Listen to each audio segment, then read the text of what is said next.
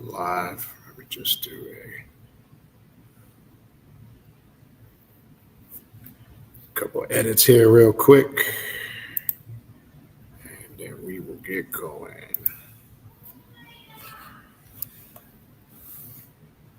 All right.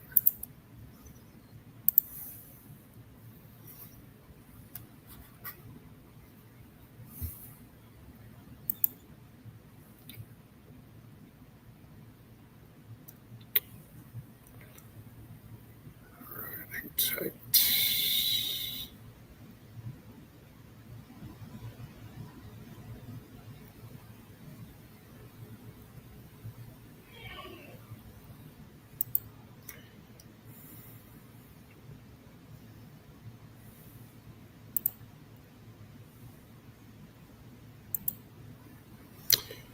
Right.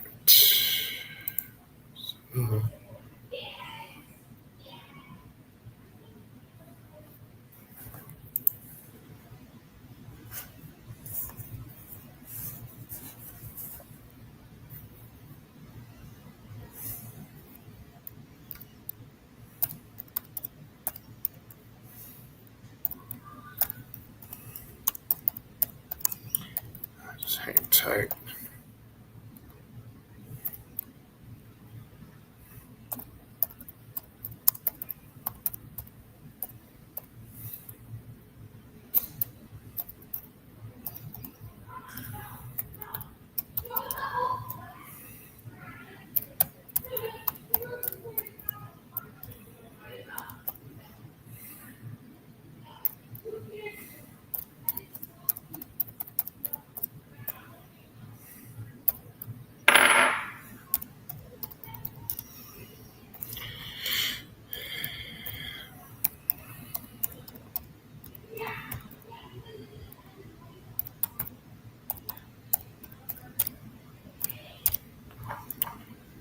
All right, almost there.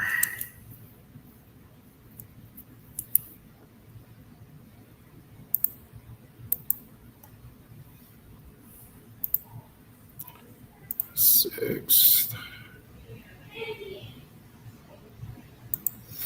All right, I think we are good.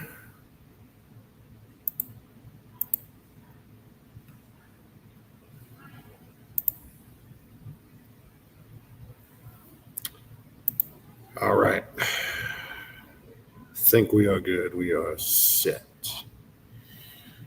All right. Let me just run through a couple quick announcements so I give this a little time to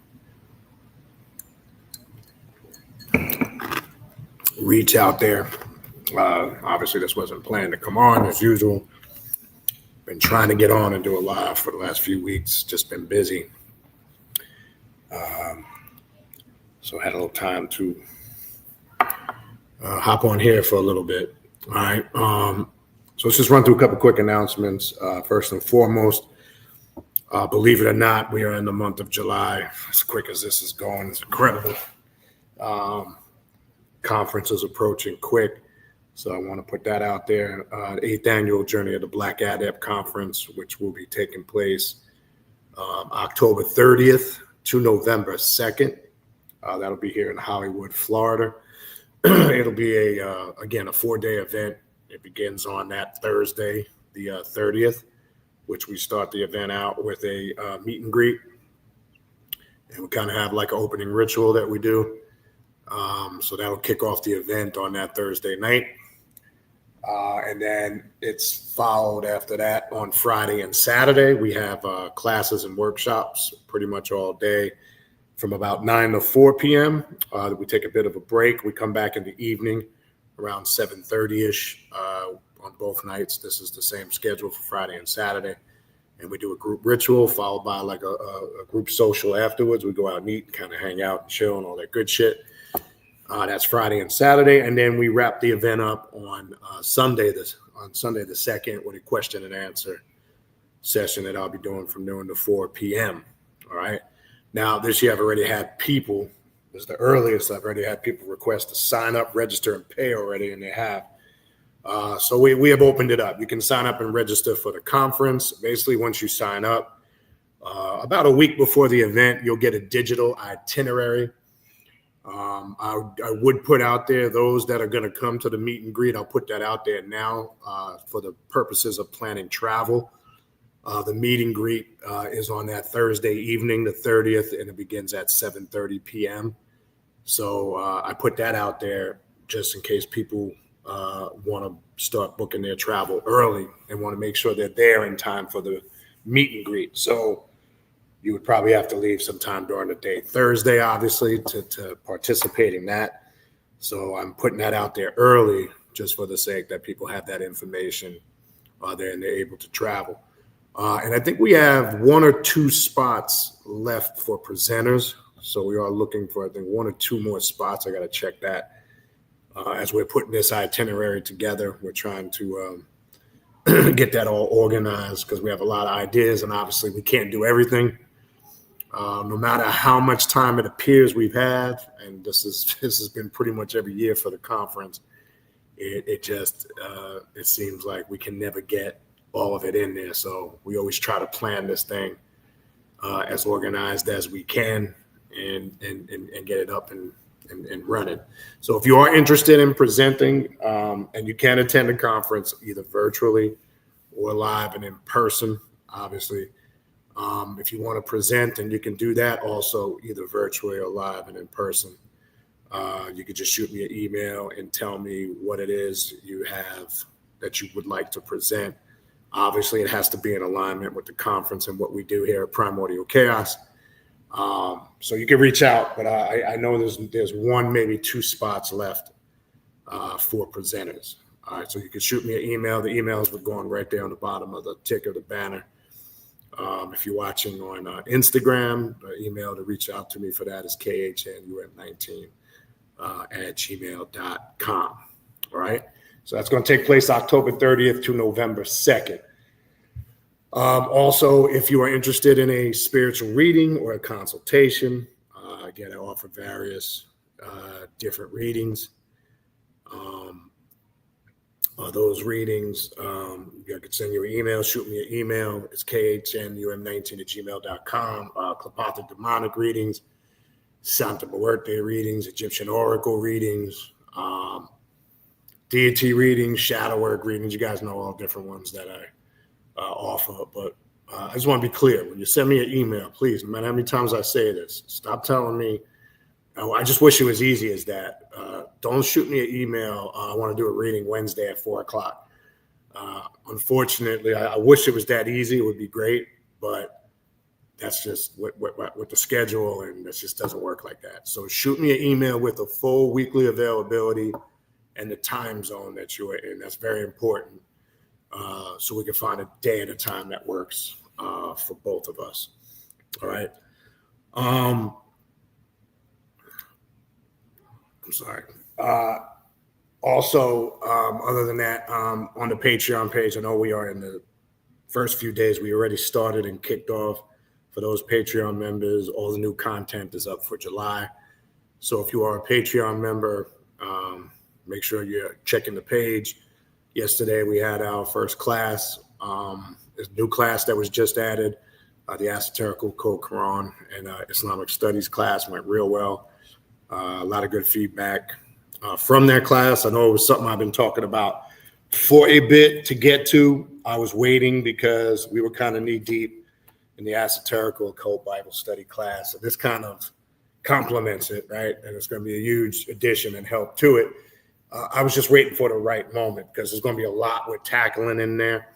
And as you know, if you are a Patreon member on Primordial Chaos, you see the gang of classes we have going on continuously, and it's a lot. And I know people have their own personal stuff they're doing in addition to the amount of content that's on the Patreon page. So I get it. But as I said before, we're taking a short walk on a long path, which is just a term for it. There's a lot to get done in a short period of time.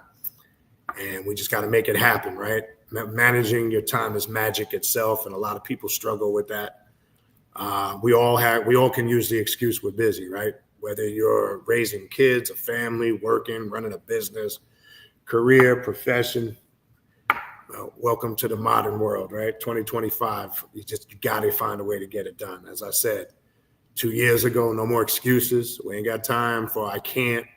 I keep telling, all I hear is people give reasons why they can't do something, but they can't give one reason why they can. That kind of pisses me off and bothers me. It's a very lazy, poor mentality. It's a settle mentality, because I don't think there's nobody, pretty much for the most part, today who cannot use that excuse. I'm so busy, I don't have the time. All right, so it's crazy. So we got to find ways to get it done. All right. And as far as those who are not Patreon members, check out the Patreon page. It's patreon.com/Baniti, Baniti, patreon.com/Baniti, Baniti. And if you go to the page, when you get there, click the collection section and you can see all of the ongoing classes right now, with constant classes being added regularly.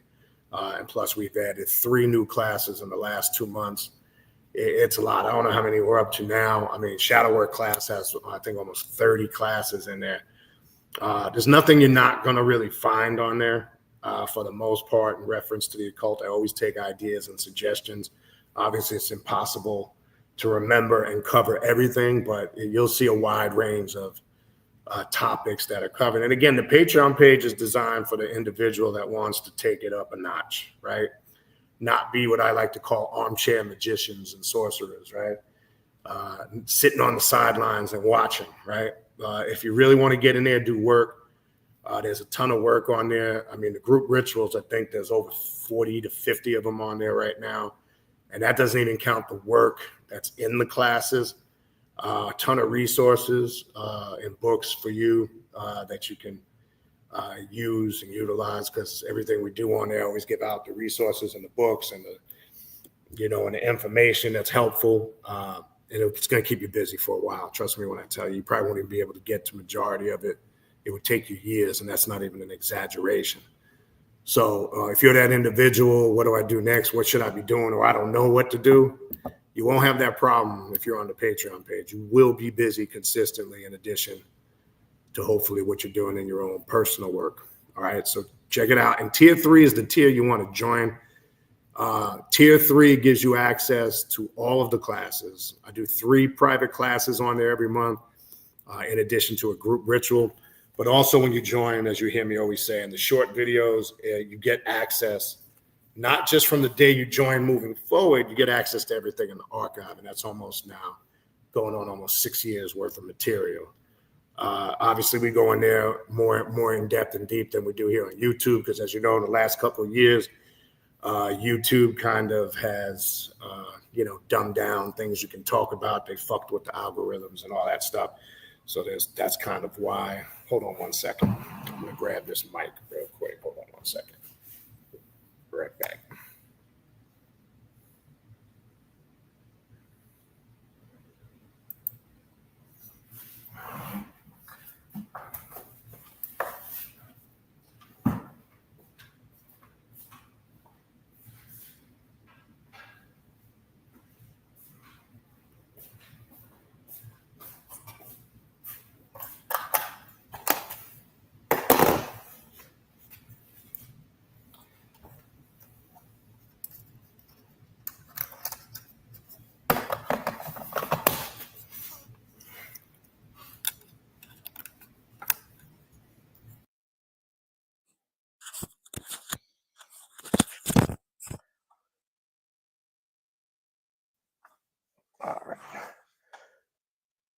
All right, let me just put the mic in, because I know sometimes you move around, it gets feedback. Get away from the screen. So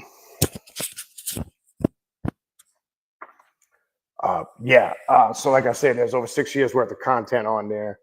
Again, when you go onto the Patreon page, tier 3, that's the tier you want to join. And that'll give you access to the 3 private classes and the ritual I do every single month. All right. Also, don't forget, support the social media pages. We're live on Instagram right now. That's Primordial Chaos 9, Primordial Chaos, 2 words, on Facebook. I was going to fuck around with the TikTok. I'm just I went live on there one time before. I'll get back on that. But primordialchaos.com 3 on TikTok. This was kind of a last minute thing, so I didn't want to waste too much time fucking around. Kind of wanted to get on here. So support those platforms. That is the best way to stay abreast of what I'm doing, what's going on here at Primordial Chaos. And again, for those that came late, yes, you can sign up for the conference. This year, I've already had two people already come and sign up early. I usually don't start it till the end of July, but we're just going to go ahead and open that up and have people sign up for that if you're ready to sign up. All right. I think that covers most of all the podcasts. Don't forget to check out the Primordial Chaos podcast, available on Spotify and all major podcast platforms. All the links and everything I'm talking about, contact email, the Patreon page link, social media pages, everything's in the description box of all my videos, just in case you forget. This way you don't have to email me the obvious, and a lot of it is going on the ticker. If you're watching on YouTube Live, a lot of it is going on the ticker at the bottom of the screen. So I kind of wanted to continue this discussion. I'll get to the chat. I'll take your questions after I cover some of the material. If something I see catches my eye, I'll throw it in there. But infernal blessings to everybody. If I didn't greet everybody individually. So just I don't have to run through a roll call of names. And this kind of we can stay on point. So infernal blessings and greetings to everybody. So I've been putting some videos out. As you know, I try to stay consistent with the short videos as I do them as I'm out and about.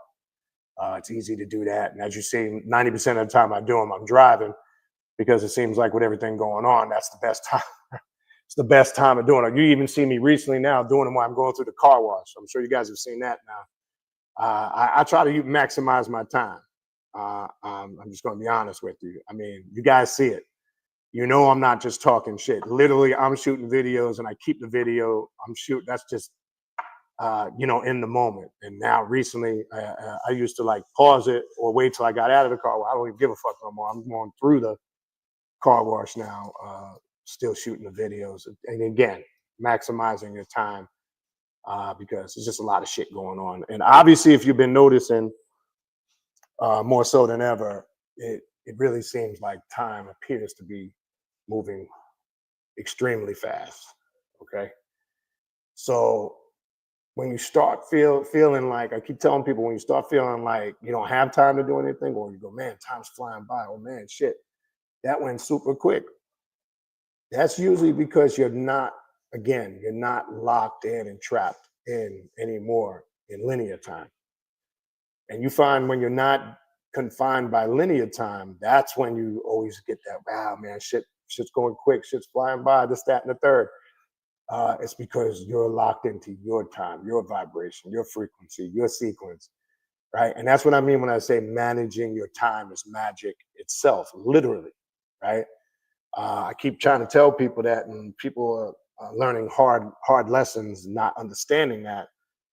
Because that's where a lot of people's struggles sometimes tend to come in. So I've been doing some videos on Luciferian spirituality. We've been talking a little bit about that. I think the last video I posted was on, working with the draconian spiritual practice and system. And today I kind of want to, hold on one sec.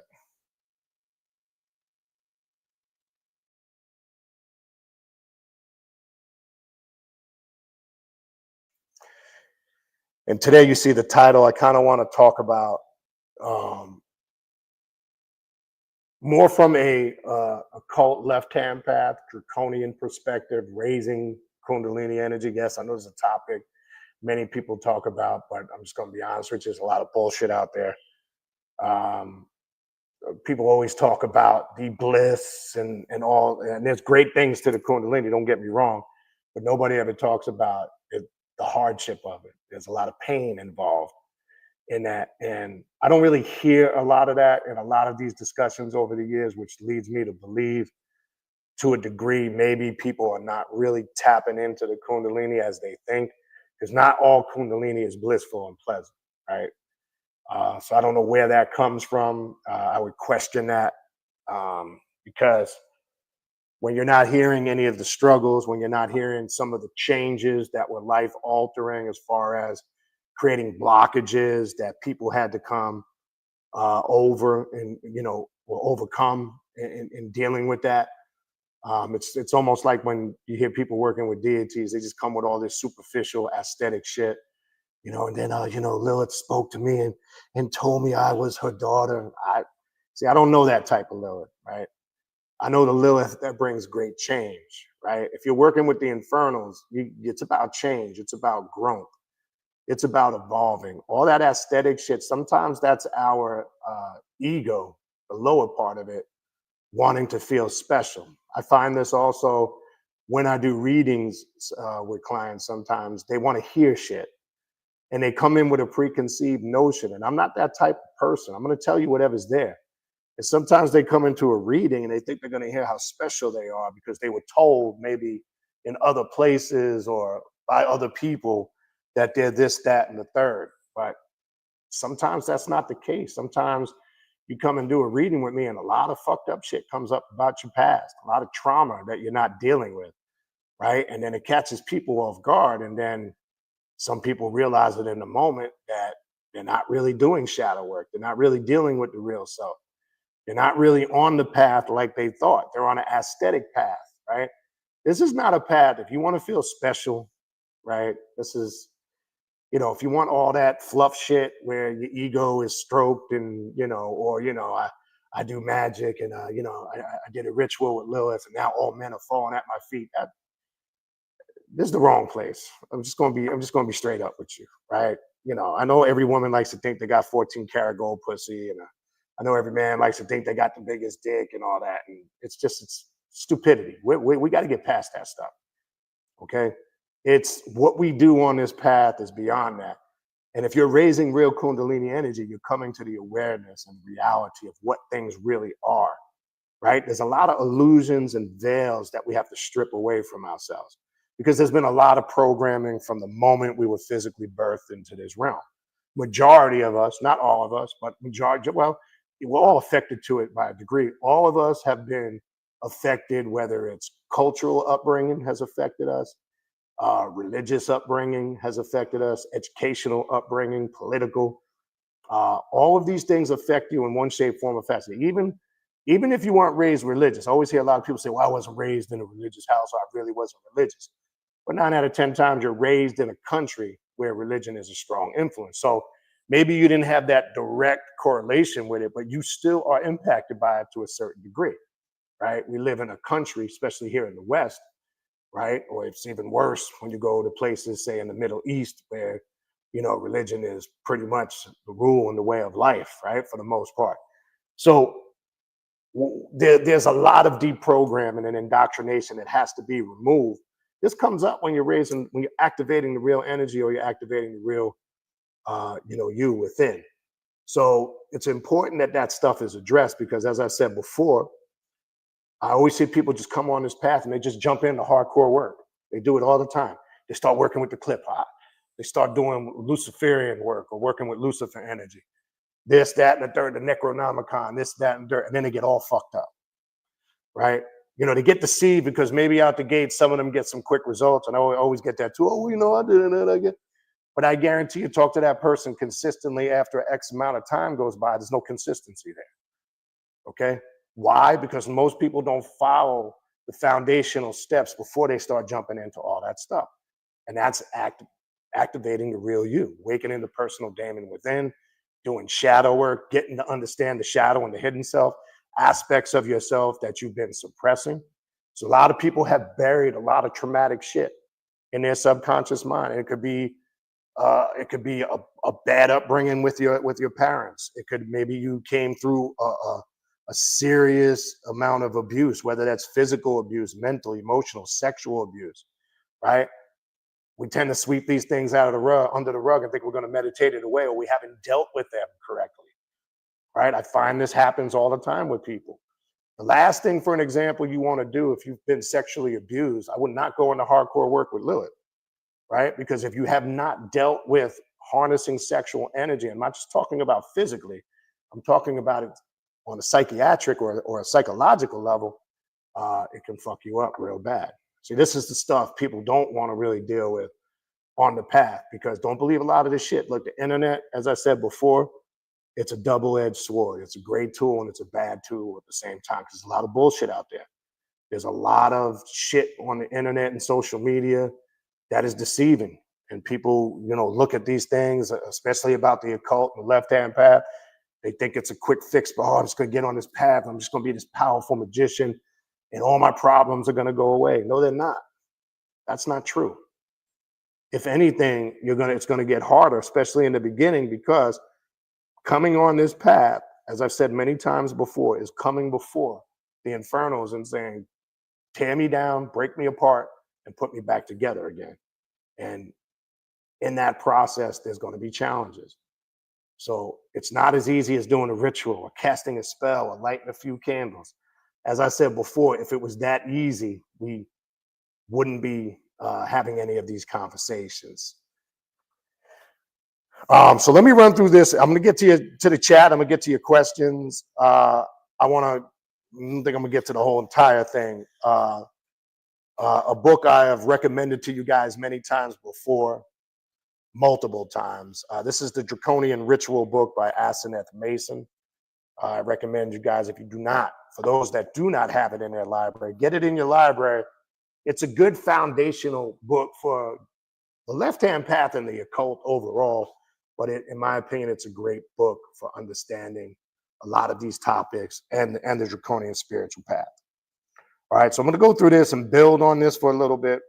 I'll see where it goes, and then I'll stop and I'll get to your stuff. Just keep popping it in the chat, and hopefully most of you can stay around by the time we get to the chat. I'll try to keep this within a reasonable time frame, though I say that shit all the time and it never works, but we'll try. All right, and the majority of people's Kundalini lies dormant, coiled like a serpent and asleep at the base of the spine. When it is awakened, it ascends through the spinal column, purifying and activating the chakras, bringing forth liberation, illumination, and self-consciousness. So in that liberation and awakening, and as I've said many times before, the greatest spiritual is having spiritual sovereignty. That's the only way you're truly free. We're not talking about political sovereignty, that's one thing. But when you have spiritual liberation and spiritual sovereignty, I can't put it into words, the magnitude of how great that is, because there's no greater feeling of waking up every day knowing you're in control of your destiny, as far as I can do what I want. As I said before, I can get up tomorrow. I might feel like working with Egyptian Heka. I can get up the next day. I might feel like working with Luciferian magic and sorcery. Next week, I might want to work with the clip hop. I'm letting my personal daemon, my higher self, my inner being guide me on my spiritual journey. I'm not being dictated to by external forces anymore. I'm not doing what the herd is doing. I don't have herd mentality anymore. I don't give a fuck what's trending and what everybody's doing. We still have, in these conscious movements, there's still a large herd mentality. People will hop on whatever the hottest trend is and what everybody else is doing and saying. And I've said this before recently in the last few years, shadow work has become very trendy.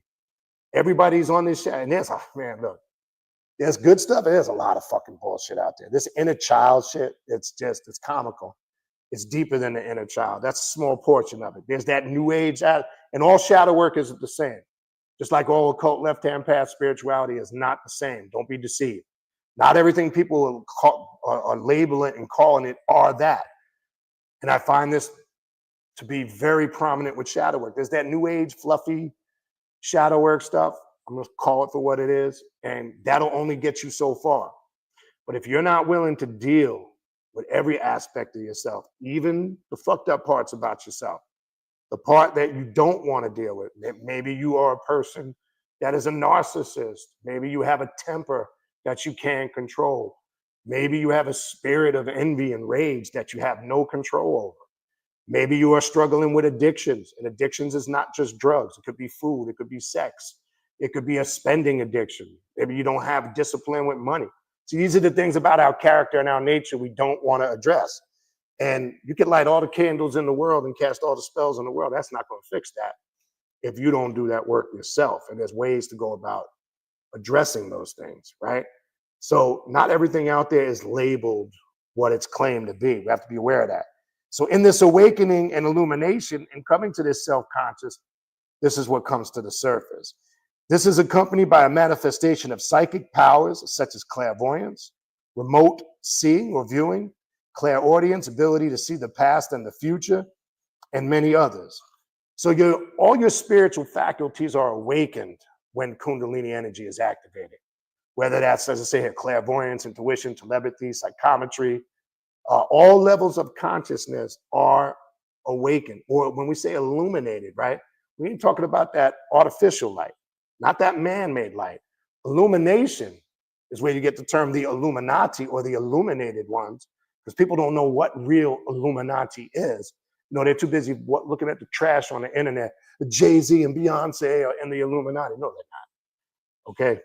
People that make that statement and do videos of that clearly are showing their ignorance because they don't know what the Illuminati is. Okay. They have no idea. Okay. That's that Hollywood. You're talking about, you're going back to a group of people that was formed in 1776 by Adam Weishaupt.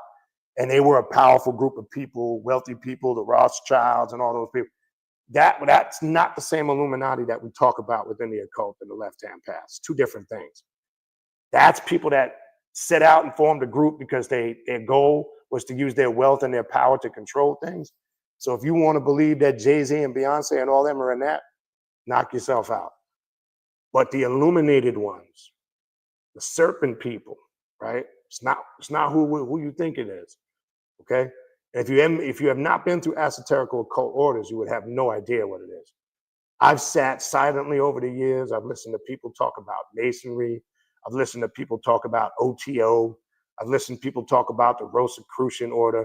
I've listened to people talk about the Temple of Set, this, that, and the third. And none of them were internal members. And they have no fucking clue what they're talking about. Okay. It's people just feeding off of other people's sensational videos that they put out. First of all, I would always ask a person a question, especially with masonry. And obviously, I've been a mason for many years, but I've always heard people make up these spooky ass stories. Oh, I heard they ride the goat. I heard they do this and that. I heard they do these sex rituals and this, that, and the third, and that goes on in the lodge. My first question to that person would be, we don't use common sense. Where are you getting that from? Okay. And then to say, well, I read it in a book, I saw it on a video. And then my next question would be, are you an initiated Mason? No. Have you ever been in a lodge? Have you ever gone through the degrees? No. So you're basically going on hearsay. You don't know.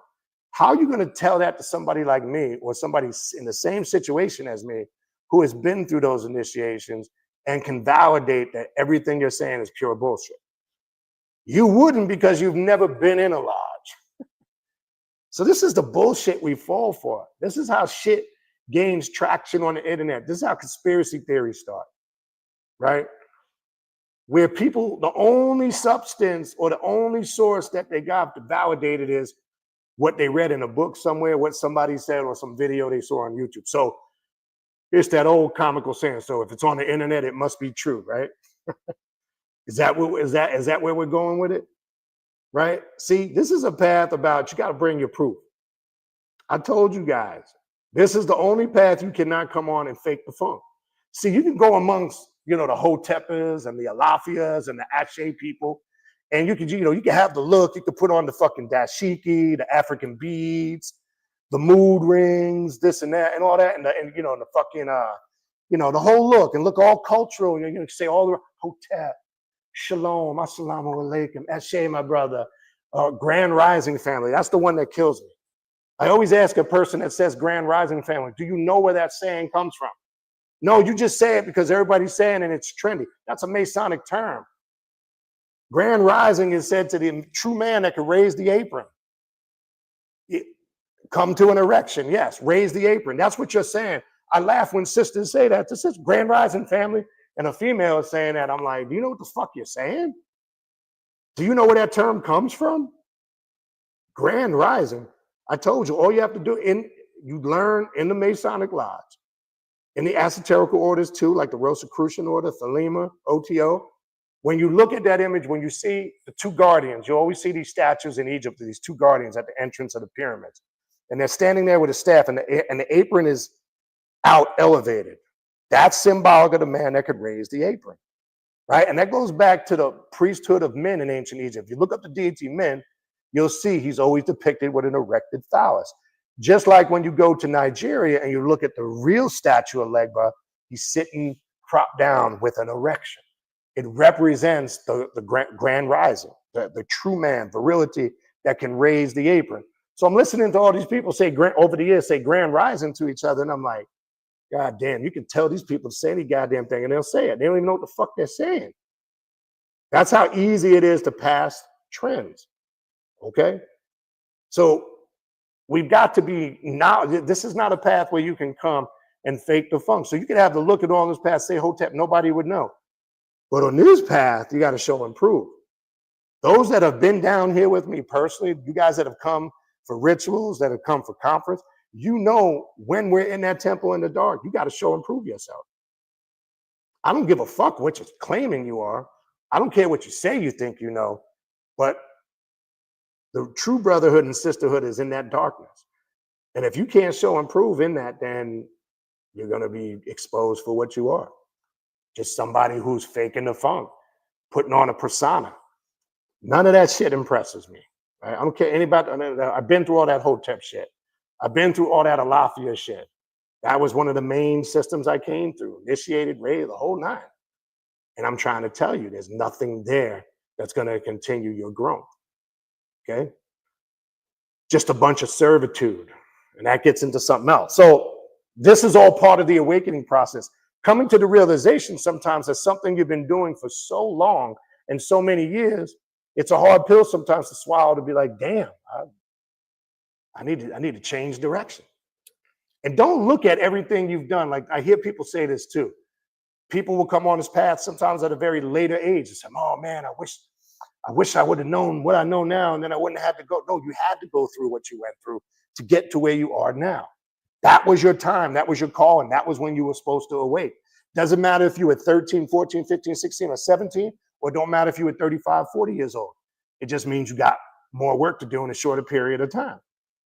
You were called and you were brought to the awareness at the time that you were destined to come to that awareness. That's how you look at that. So it doesn't matter. Look at what you've been through as smaller steps to that greater step. And look at, you can use that experience, and that through that experience, you can use that knowledge now, because now you can assist others. Okay? That's how you got to look at that. So every part of your journey serves a purpose. Don't hold no regrets. You didn't waste no time, because there's no such thing as time. I keep telling you guys that's one continuous moment, the present, the now, right? Until you understand the difference between linear time and cyclical time, you'll never break that illusionary spell that's on your mind. They keep breaking it into fragments to confuse you with calendars, hours, minutes. I keep trying to tell you all that bullshit. The clock, they threw us off originally. That's why they got rid of the second-hand clock. I keep trying to tell you, you look at the second-hand clock, tick, tock, tick. There's a space between the tick and the tock. That time is not being calculated. So how could there be 60 seconds in a minute? How could there be 60 minutes in an hour? And then the calendar gets all fucked up. The Gregorian calendar, they just took that from Pope Gregory the Great, and they used the Roman calendar basically, and it's all fucked up. Mathematically, it's imbalanced.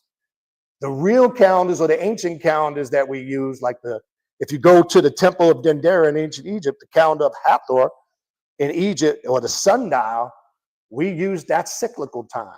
We use it in a movement in accordance with the planets, the sun, and nature. So it wasn't calculated into these mathematical fragments that they got us programmed with.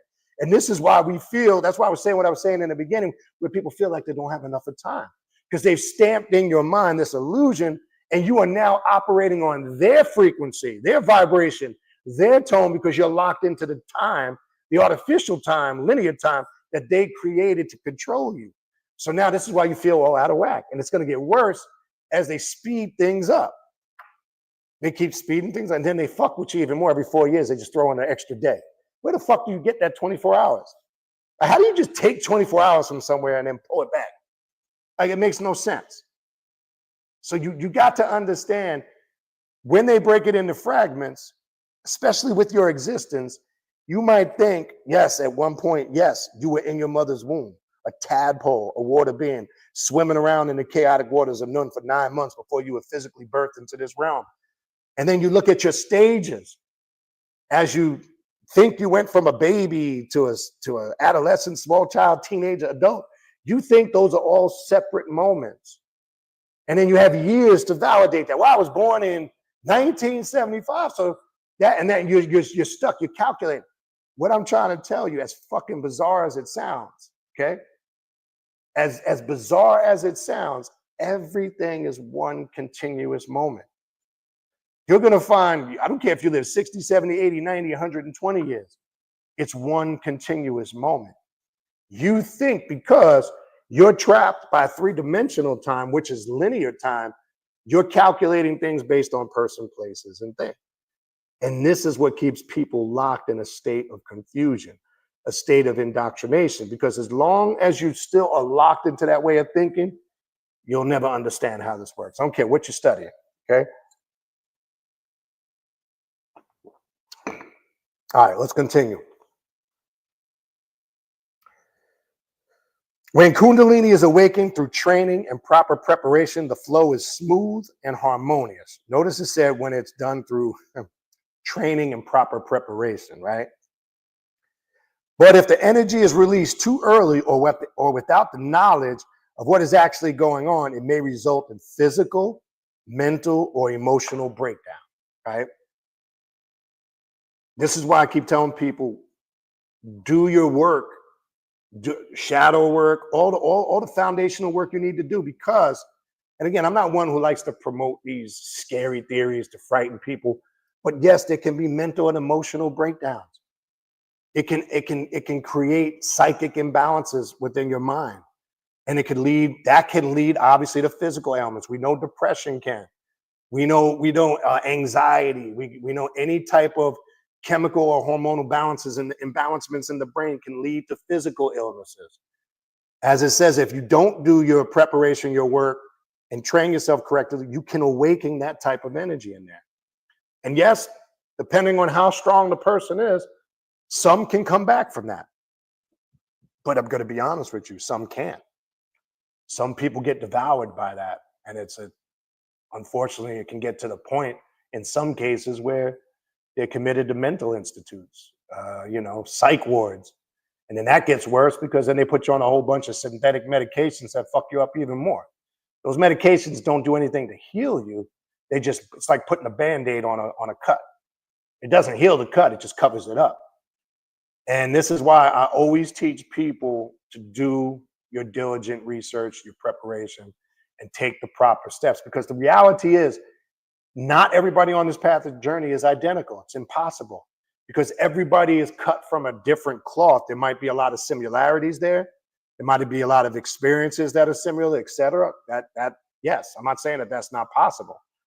But at the end of the day, everybody's journey is unique. And everybody's going to have to take their own course of action of how they're going to navigate that journey based on what they've been through, their experiences, and their level and their process of what they know on a spiritual, mental, and psychological level. Okay, so that's what makes this path different from every other path. That's why I like to refer to it as a path of self-mastery, because you're relying on yourself. Who better than yourself knows the path you need to lay out? You know your needs. You know what you're dealing with when you're doing shadow work, when you're doing demonic integration work, when you're awakening the true being or the higher self, or as I like to refer to it as the personal daemon. When you are doing that and that personal daemon is awakened within and your true and higher self is now navigating your spiritual journey, that's different when you're waiting to be told what to do, or you're becoming exclusive to some religion that's telling you what you can do, what you can't do, and all the do's and the don'ts, and you got to follow all the rules, regulations, and restrictions. That doesn't work for everybody.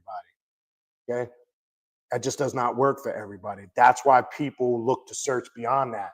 That's why a lot of people who are on this path of enlightenment or true awakening or self-mastery, that's why we're here, because those other systems didn't give us the answers to the questions we have. What happens to us after we so-called die, right? What is spirit and what is soul? right? Are they the same? These are questions that come in our mind, right? What is the demiurge? Is there a demonic realm? Is heaven and hell real, right? These were a lot of the questions we started to ask ourselves, some of us who were in those, grew up in those religious mentalities. We said, this shit just doesn't make sense.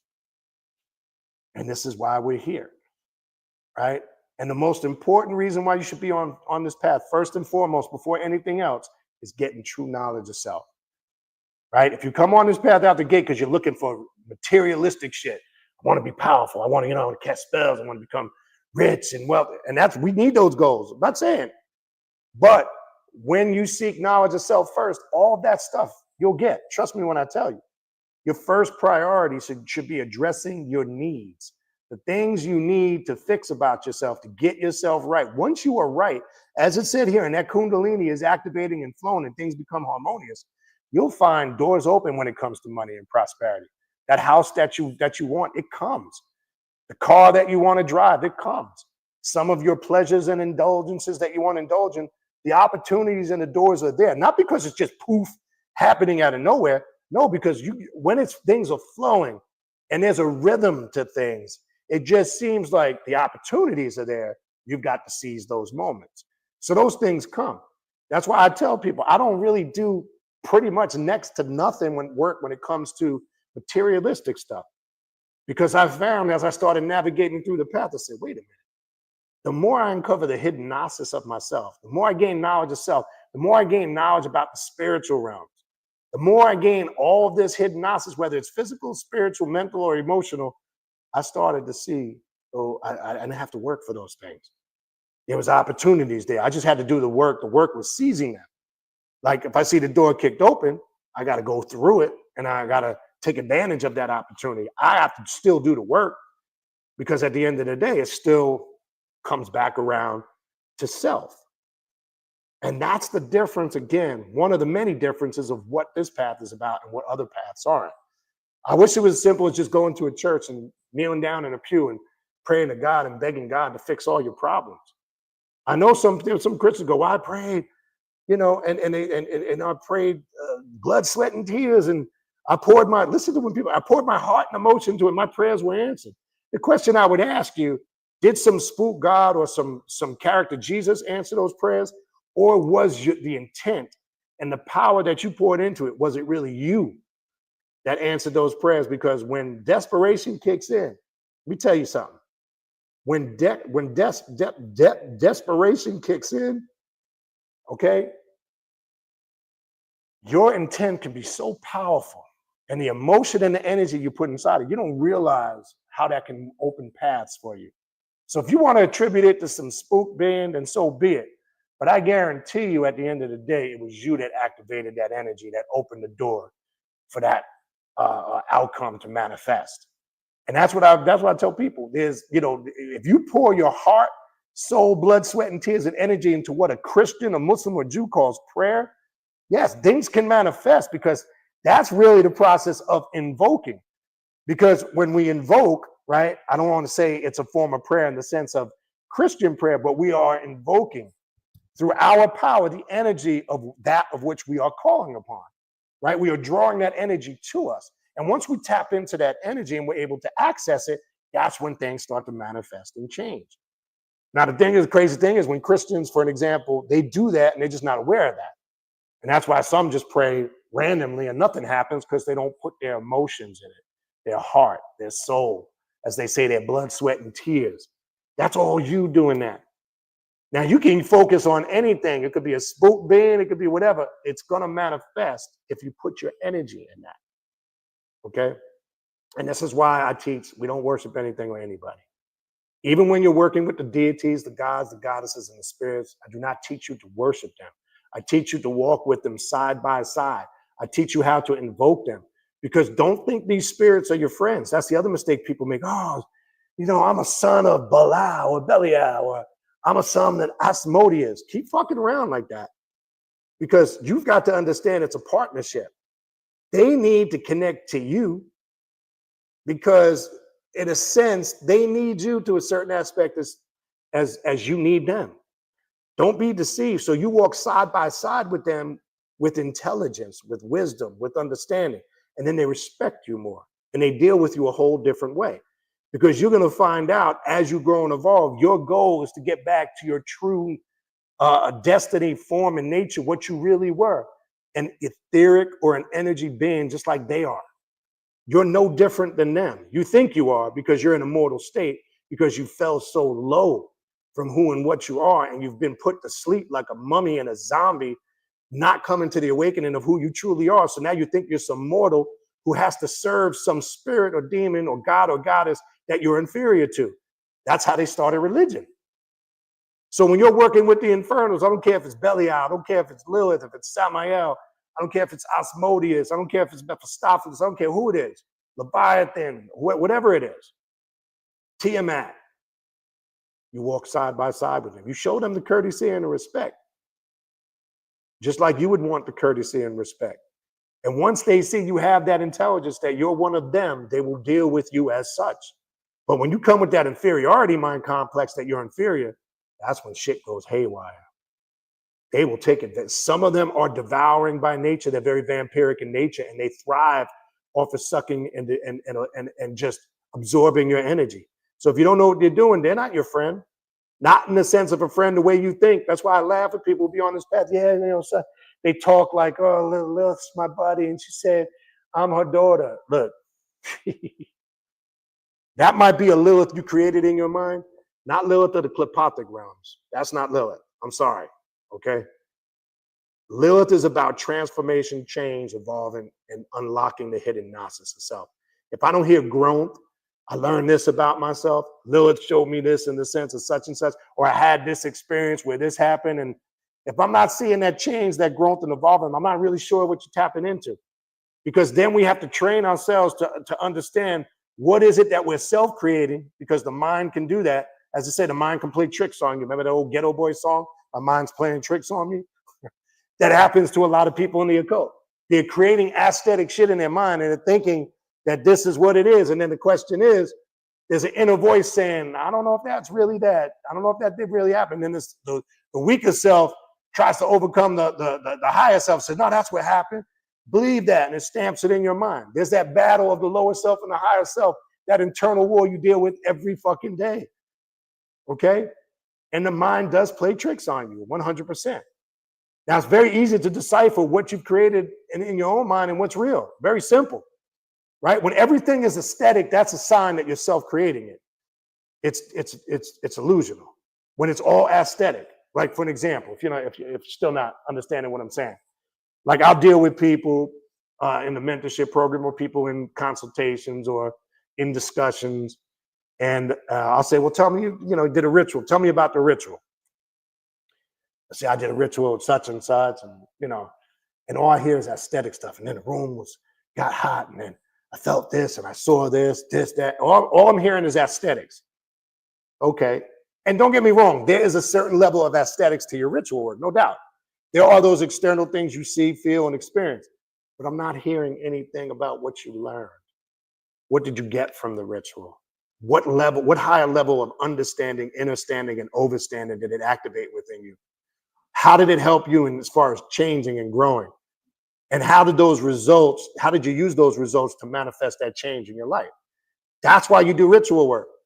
I don't give a fuck about all that. I saw this, and then I saw this figure, this shadowy figure, and then I saw her appear, and okay, that's great, but that's not getting to the core and the meat of why you do ritual work. See, that's the part when people come on this path, they don't want to hear that, because they got this Hollywood, internet, YouTube, Facebook, social media interpretation of what spirituality and consciousness and the occult and the left-hand path is. Okay. So this shit it's a process. All right. So let's continue. But if the energy is not released correctly, it can create physical, mental, or emotional breakdown. Moreover, it is not uncommon that Kundalini awakens and ascends spontaneously as a result of a temporary weakening of the physical body under stress at the time of illness. And I learned at the time of illness, let me tell you something, man, from experience in 2019, the dumbest shit I ever did. I learned a hardcore lesson. It was bizarre. I know why it happened. I laugh now, not because it's funny, but as I reflect back on it, I could slap myself of how dumb I was. I had my gallbladder removed in 2019, and I was in the midst of a working.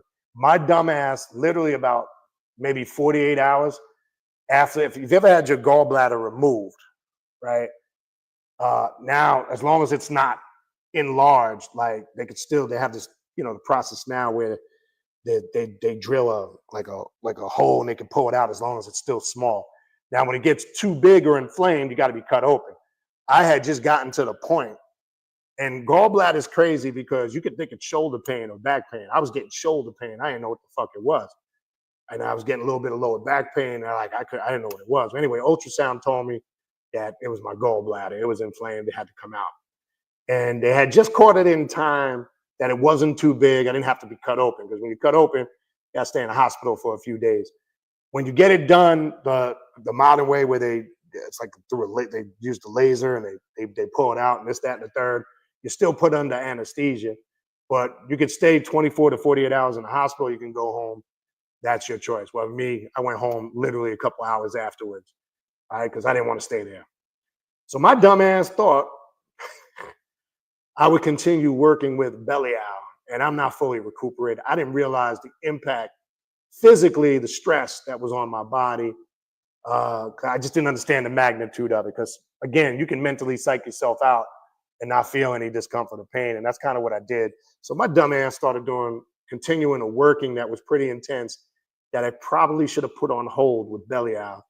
And to describe what it said here, when I tell you I got a lesson in Kundalini energy that I'll never forget, the most painful, and I've never really openly talked about this. I was struggling. There was some mental shit kicking in, psychosis. I remember I couldn't fall asleep. Every time I fell asleep, I felt like I was falling back into a black hole. I was wigging the fuck out. I had activated something that not only my physical body wasn't prepared for, I wasn't in the right mental state. A little bit of paranoia set in, because I felt like, literally, quote unquote, death was like on top of me. And I felt like it got to the point where I felt like if I ever closed my eyes and sleep, I wouldn't wake up. I mean, just bizarre shit. I realized what it was because it came to me, and that's a whole nother process. But what I'm trying to say is, be aware. If you got physical things going on, this is why I even tell people, and that's why I love Dr. Edward Bruce Bynum's work, because he's a clinical psychologist, and he's one of the few that puts books out and always stresses the importance of being in sound mind and sound body. Your mental and your physical health is critical. Now, the question always arises, well, what if people have long-term health conditions and mental issues? Well, that's why I said everybody's situation is different. There's a process for that, and it's a case-by-case basis. There's just certain things, especially if you got mental issues, or say you're on mental medication or this, that, and the third, you have to be cautious and aware, because that could activate certain things. Now, me, I don't have any, I've never had, knock on wood, I've been fortunate, no medications. It's the only time I've ever been in a hospital and had any surgery my entire life. I've been able to dodge that bullet, no major health issues, this, that, or the third.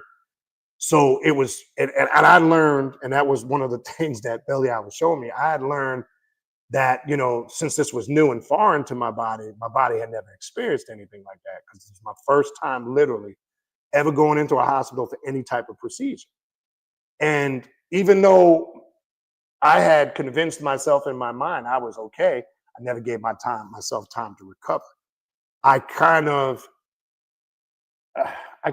underestimated the power and the effects of the work. I didn't think it would affect me like that. But long story short, without carrying on about it, it was an experience. It was a learning lesson. So I'm trying to tell you what is here is very true. And when I'm saying these things, I'm not just saying it because I've read books and that person. A lot of the shit that I teach you guys and talk about in these classes, a large portion of it is from experience. It's not just from reading, right? It's from experience. So all I can do, look, my job, I don't tell anybody what they should and should not do. That's not my job. I don't do that, right? My job is to, give you guys the information, and you guys, see fit what you're going to do with it, right?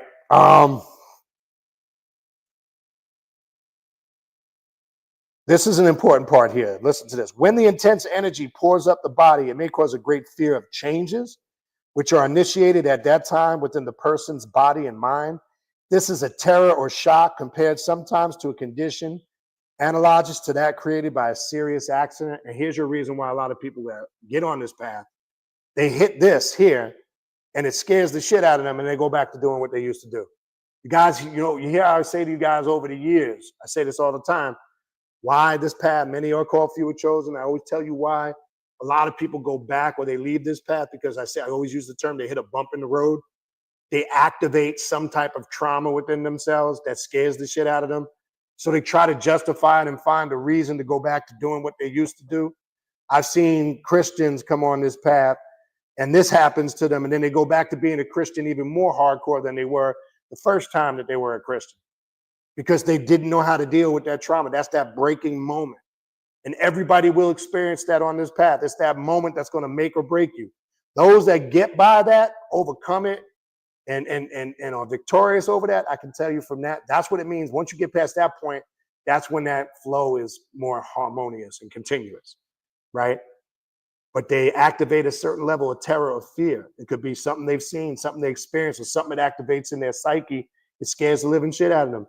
And then some have convinced themselves that Jesus called them back to the church. And yes, they did hear the voice of Jesus. But what happens is there's the superconscious self, the subconscious self, and the conscious self, right? The superconscious is always trying to communicate to the subconscious, and then the subconscious is trying to get that to the conscious mundane self. But the conscious mundane self, which is the weaker or lower you, is always trying to gravitate on materialistic shit, mundane shit, and shit that makes it feel comfortable.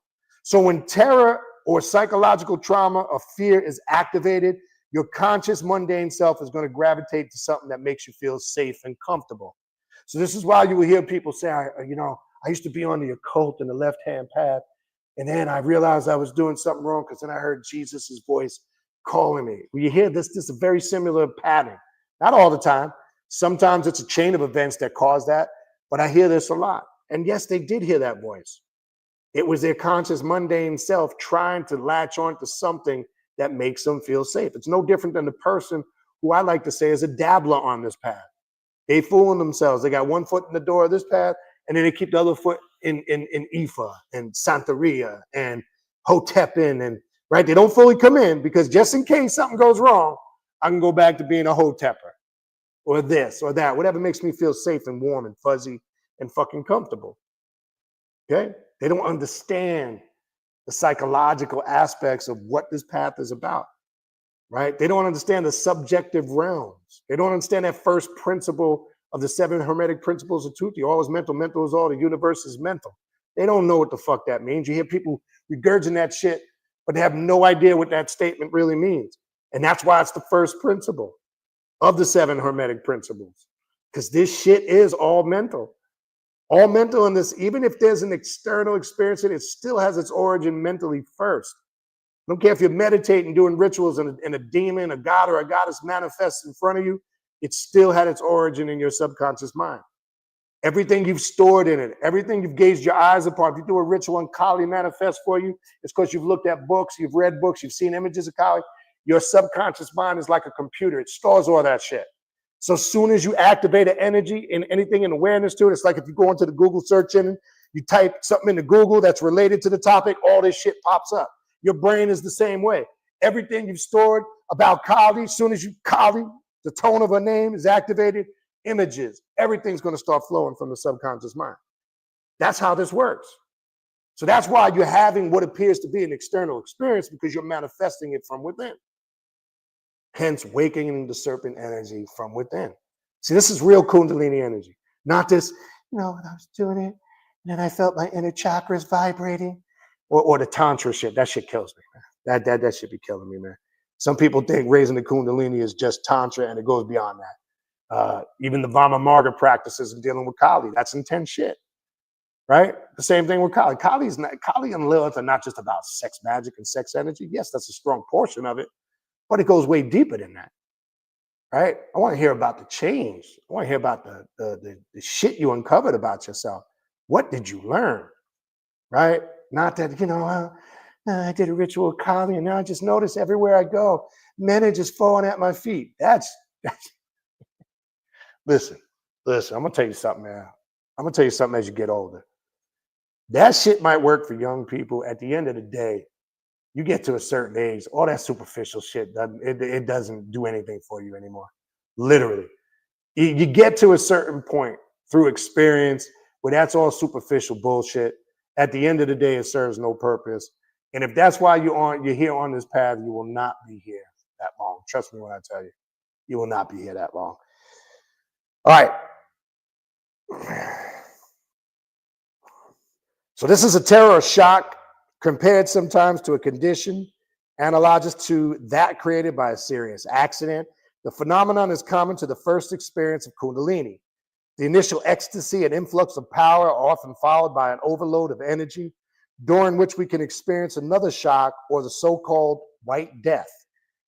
This stage marks the beginning of the process of cleansing, the length of which depends on our energy patterns and may result in many types of depressive and down cycle states. I see when people first come on the path, I always get a call from a lot of people that I deal with over the years when they first come on the path. Man, I just feel out of sync. I feel like I'm by myself.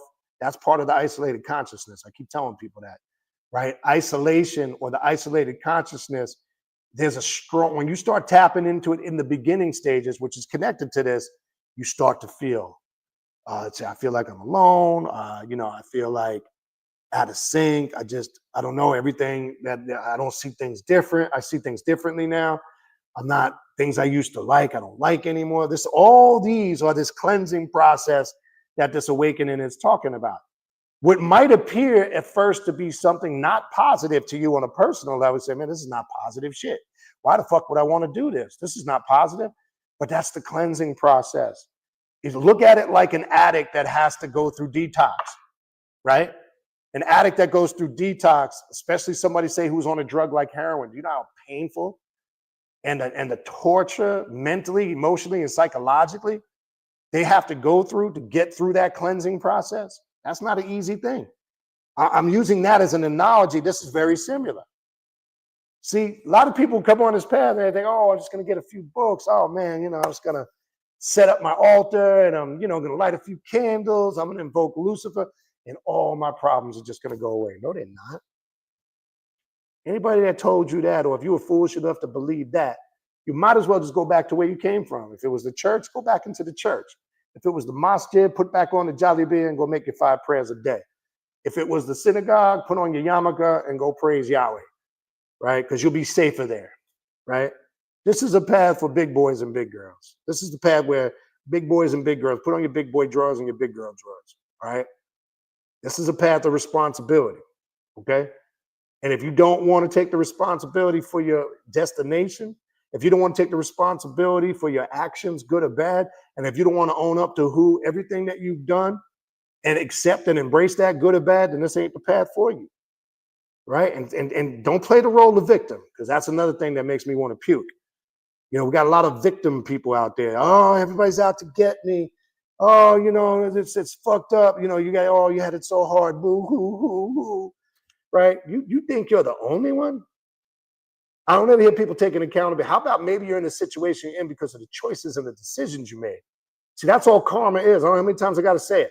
I love how people spook the fuck out of karma. Oh, what comes around goes around. Really? How about drug dealers who let's take people. I hate to use this as an example. Let's take a very popular, successful person like Jay-Z, since everybody likes to talk to him. Yeah, you might think shit's coming around with Diddy and this and that, and the Diddy parties, this and that.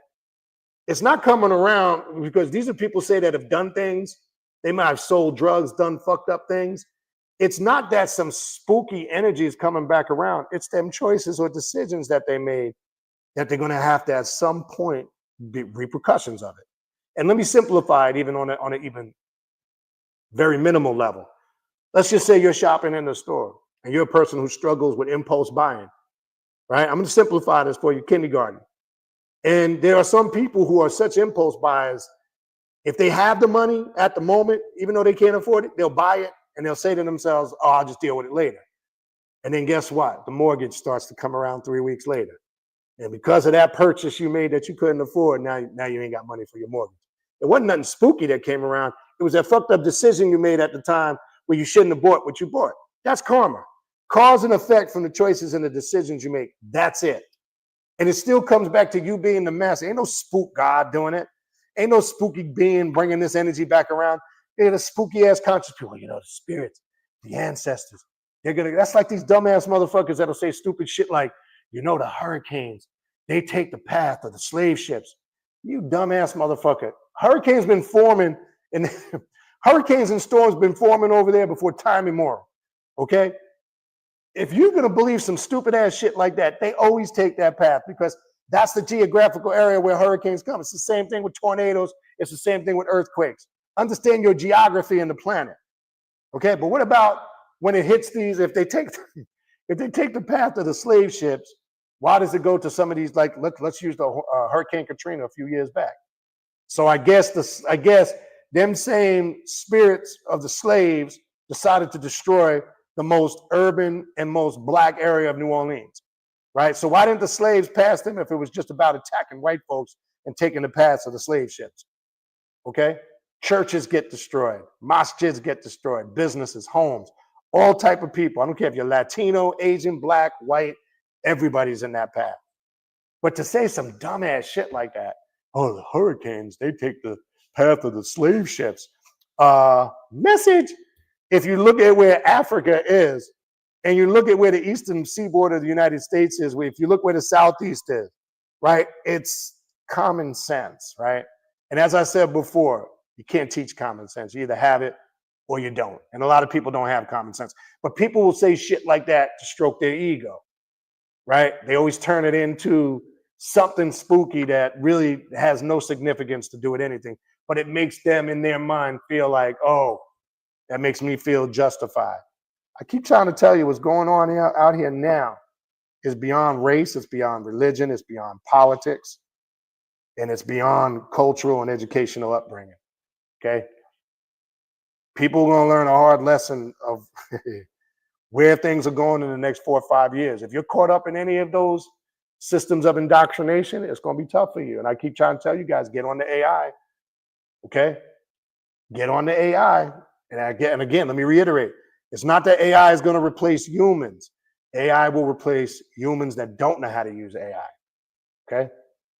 I'm telling you, companies are already using it. My company's using it. You won't even be able to get a job in the next few years if you don't know how to operate AI. I'm just going to be honest with you. Okay, I'm saying it here. Okay, stop getting caught up in the sensation. Oh, we're going to be replaced by robots. Man, listen, man. All that is low vibrational thinking, man. All that is just unsuccessful failure way of thinking. All that is victim mentality.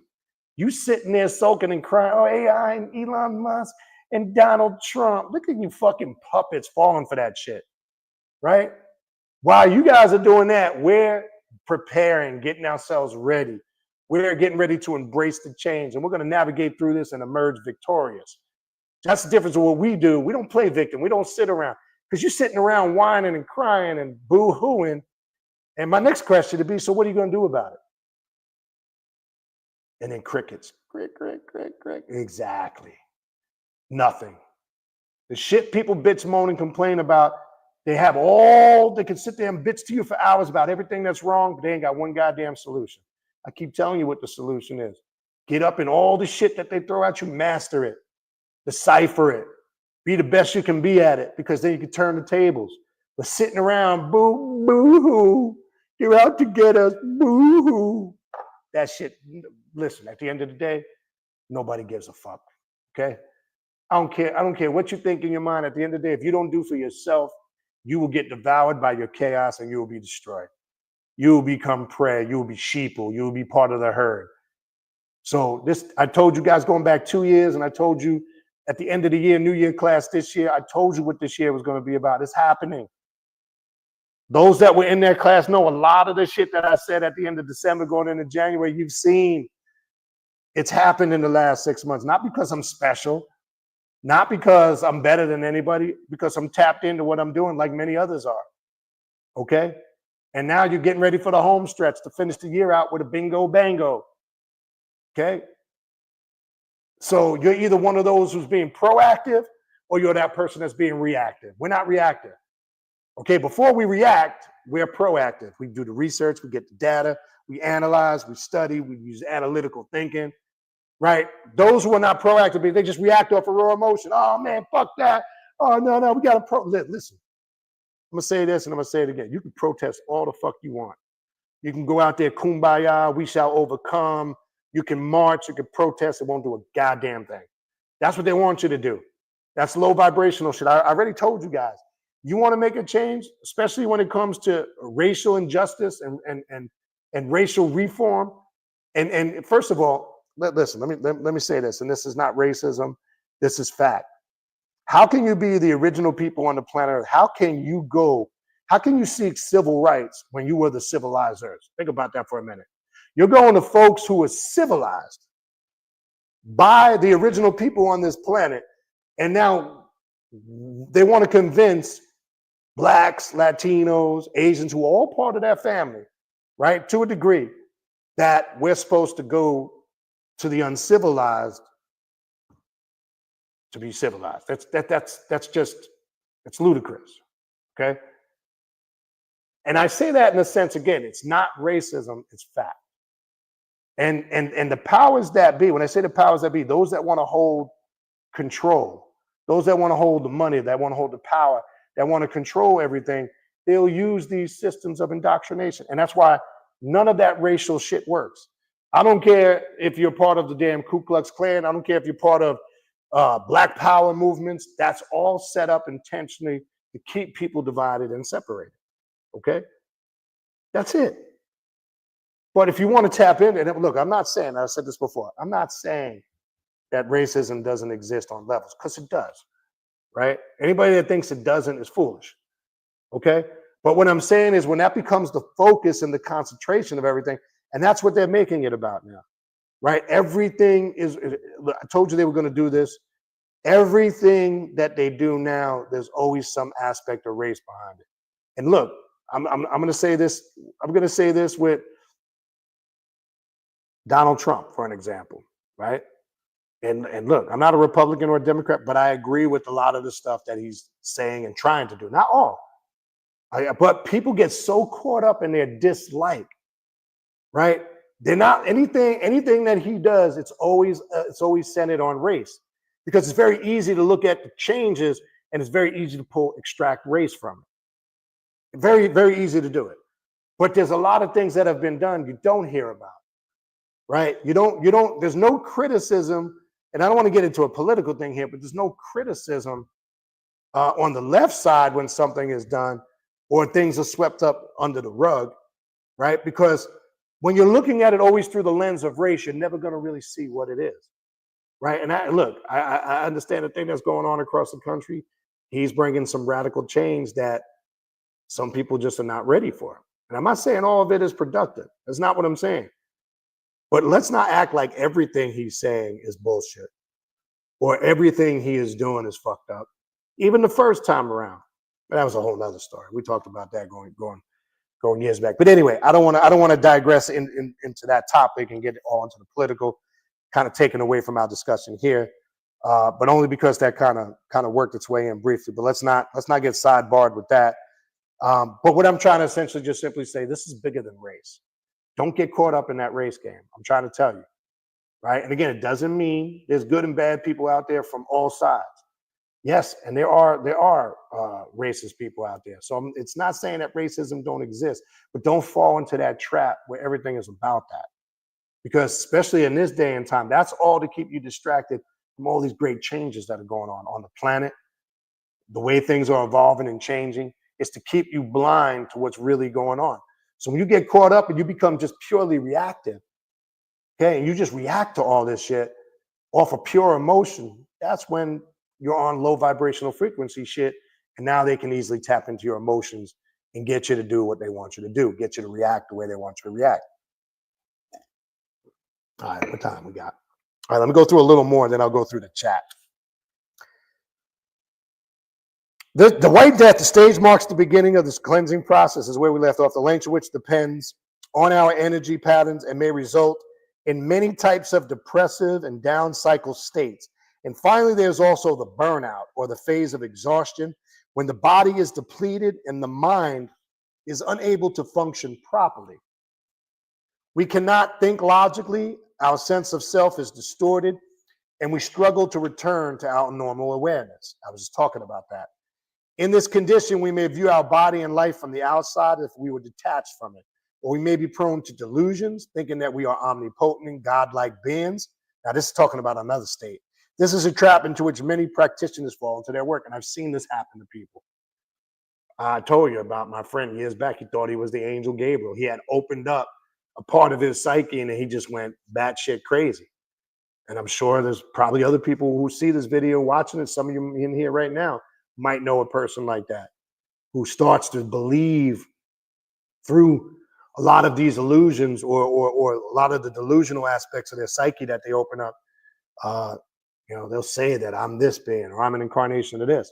And maybe in their subjective consciousness they are, but what happens is there becomes that disconnect between their subjective reality and their objective reality.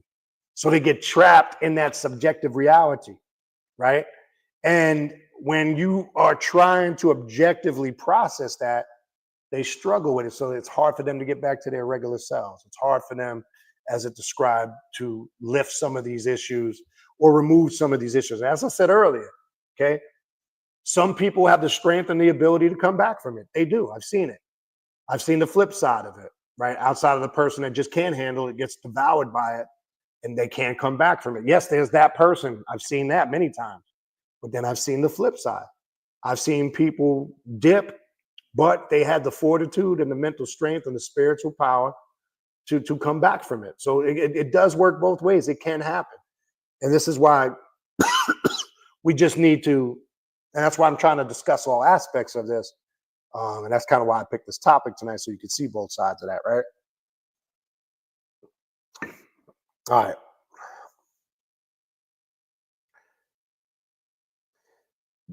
This is a trap into which many practitioners fall in their work. Also, during this stage, we may consider ourselves mad or ill, especially if we are not aware of what is happening to us.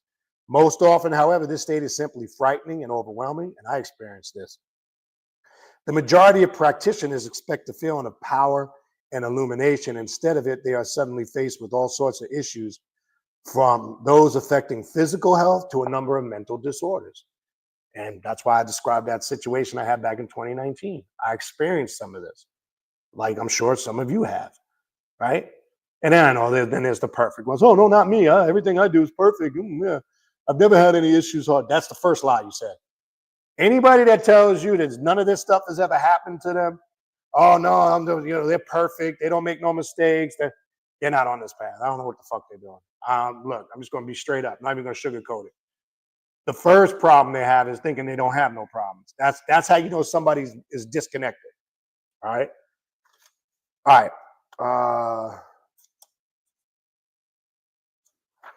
Let's see if I get to a little more of this and go to the chat. All right.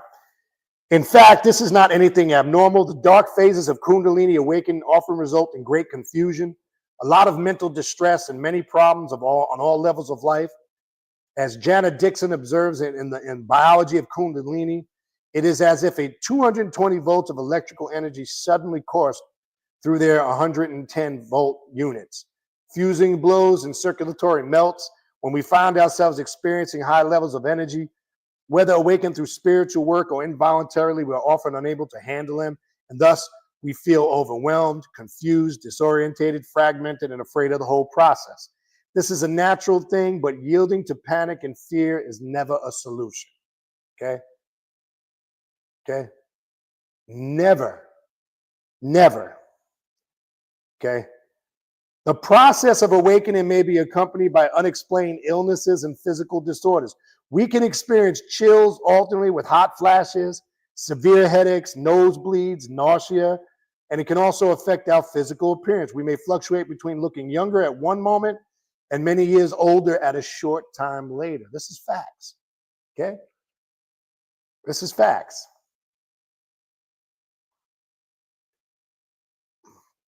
We may appear old, tired, or ill, but a few hours later, we may feel young and full of vitality, or the other way around. The skin may change its color and look reddish or bluish in some areas of the body, or yellowish if the liver is affected.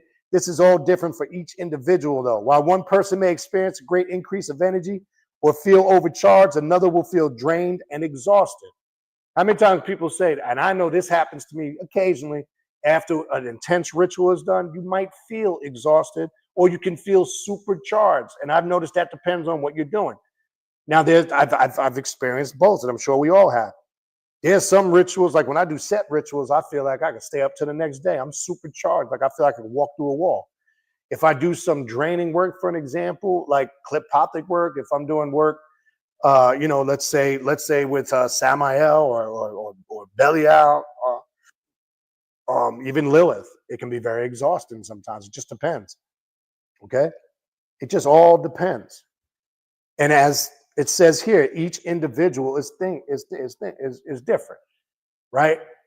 And then you kind of adapt. And what I started to learn over the years, each entity, demon or spirit or god or goddess tends to have its own vibrational energy and frequency. You get acclimated to that energy and you start to adapt. Like you become very familiar with the energy, and you're able now to kind of mesh harmonious with it when you're working with it. Because I've noticed everyone has their own feel. That's when you know you're tapped in. When you're not feeling that difference, or you're not able to differentiate between the work, then that could be a little bit of a problem, that you're not locked in on the level you need to be locked in, right? All right. Let's continue. It is not uncommon to mistake this state for results or failed results, and we may have thoughts of being possessed, attacked by hostile magicians or entities, or even have the sense of losing our psychic abilities. That's what I was saying earlier, right? We tend to chalk it up to that, but this is the cleansing process. Don't look at this as disturbing. This is part of the process. Now, knowing this is sometimes it's hard. You've got to know this, because if you're not knowing this, aware of this, you're not willing to go through this cleansing process, this may not be the path for you, okay? And that was the purpose of discussing what we're discussing tonight, because there's a lot of bullshit out there. People will talk about this Kundalini energy on a very superficial level because they don't really understand what it is, okay? And we have to have this level of understanding. Some that do, some don't, okay? We may also have symptoms affecting our mental and emotional health. The loss or distortion of memory, heavy mood swings from depression to ecstasy, times of extreme dullness or brilliance, magnification or loss of appetites, distortions in the sense of time, loss of sense of identity, disorientation with ourselves and the surroundings, or generally the feeling of losing it. These are only a few examples of what we may experience in the process. Again, it is important to stress that none of them is abnormal, okay? None of it is abnormal. As you might interpret it that, you might say, damn, Benit, that shit does not sound positive. How can somebody not classify that as abnormal? It's abnormal to you because it's foreign. So once the conscious mundane self is invaded and overrun, right? And then all of a sudden the superconscious starts communicating to the subconscious and penetrates the conscious self. The conscious self starts to panic. It wants to gravitate onto something that makes it feel safe. What I keep trying to say. It's got to gravitate to something that makes it feel comfortable. It's the natural mechanism within mortals that they activate in times of fear or trauma or shock. And once the body, the mind, and the spirit start to sense something foreign, it does one of two things. It either tries to battle its way through it and overcome it, or it tries to regress back to something that makes it feel comfortable. So this is why it's very normal. It's not abnormal. The real thing to look at here is who's going to become victorious over it, who's going to be able to work their way through it. When I say victorious, who's going to have the mental fortitude and the strength physically, mentally, emotionally, and spiritually to battle their way through it.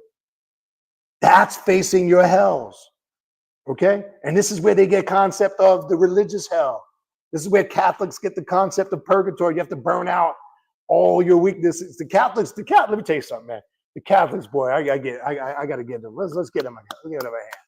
Boy, let me tell you something. They took it to the next level with purgatory. Not only did they say there was a hell, there was a stopping place between heaven and hell called purgatory that everyone must go, right? To burn out all of these weaknesses. Even though that's just a theory that they've created, there's a lot of truth to that. Because they're basically telling you what I'm telling you here. They're saying there's this subjective place you have to go to and master the lower or the weaker self. They ain't saying nothing different than this. What they're not telling you is not that it's a literal place, it's a place that exists in the deep recesses of your subconscious mind, right? So again, chalk it up for them. Well, let's get them a hand because they took it to the next level, okay?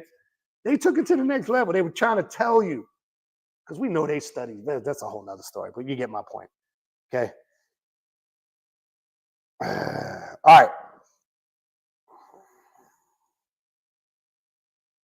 I forgot where the fuck I left off. Okay, this is where I left off. All right.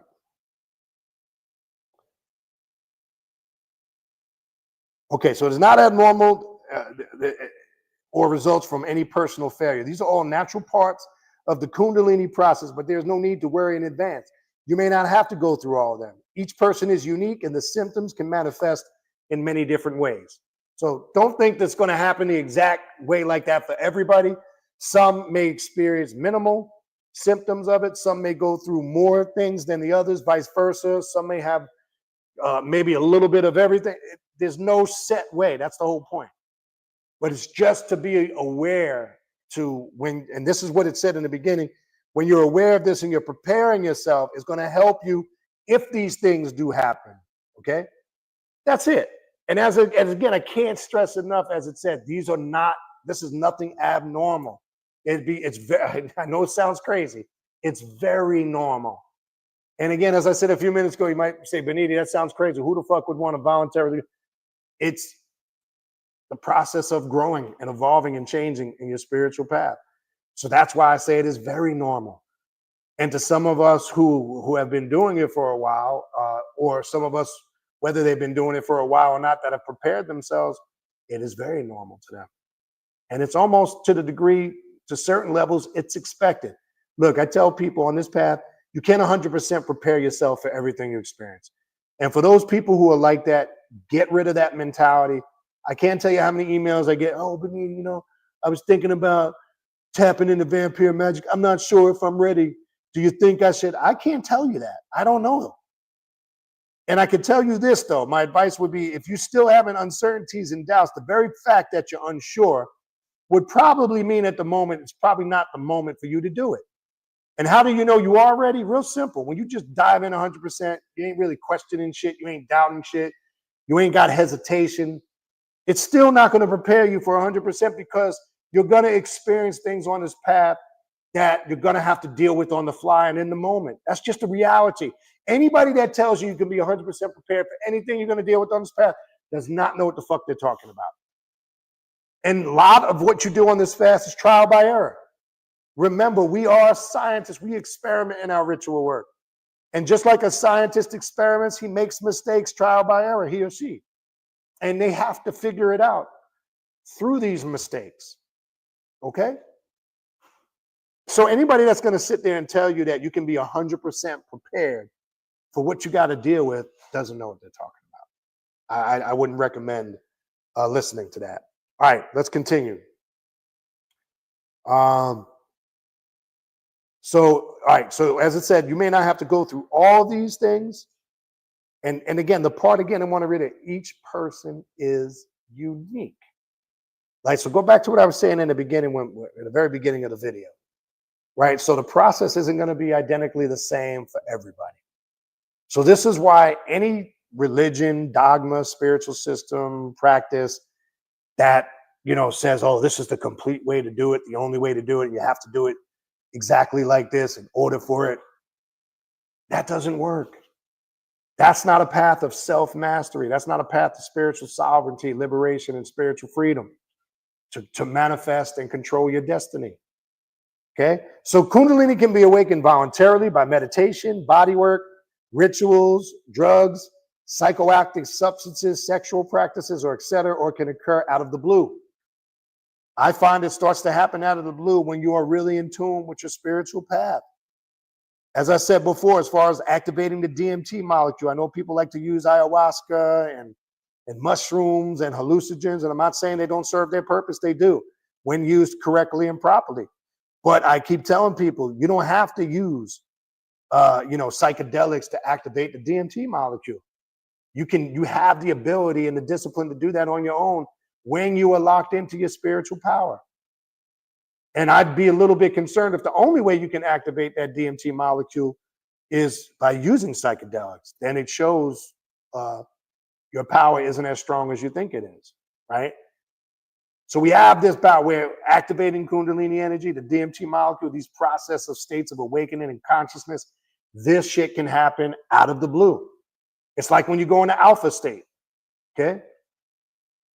When you go into alpha state, look, I've told you before, it's happened to me multiple times. I'd be driving, and I learned this years ago, didn't know it at first.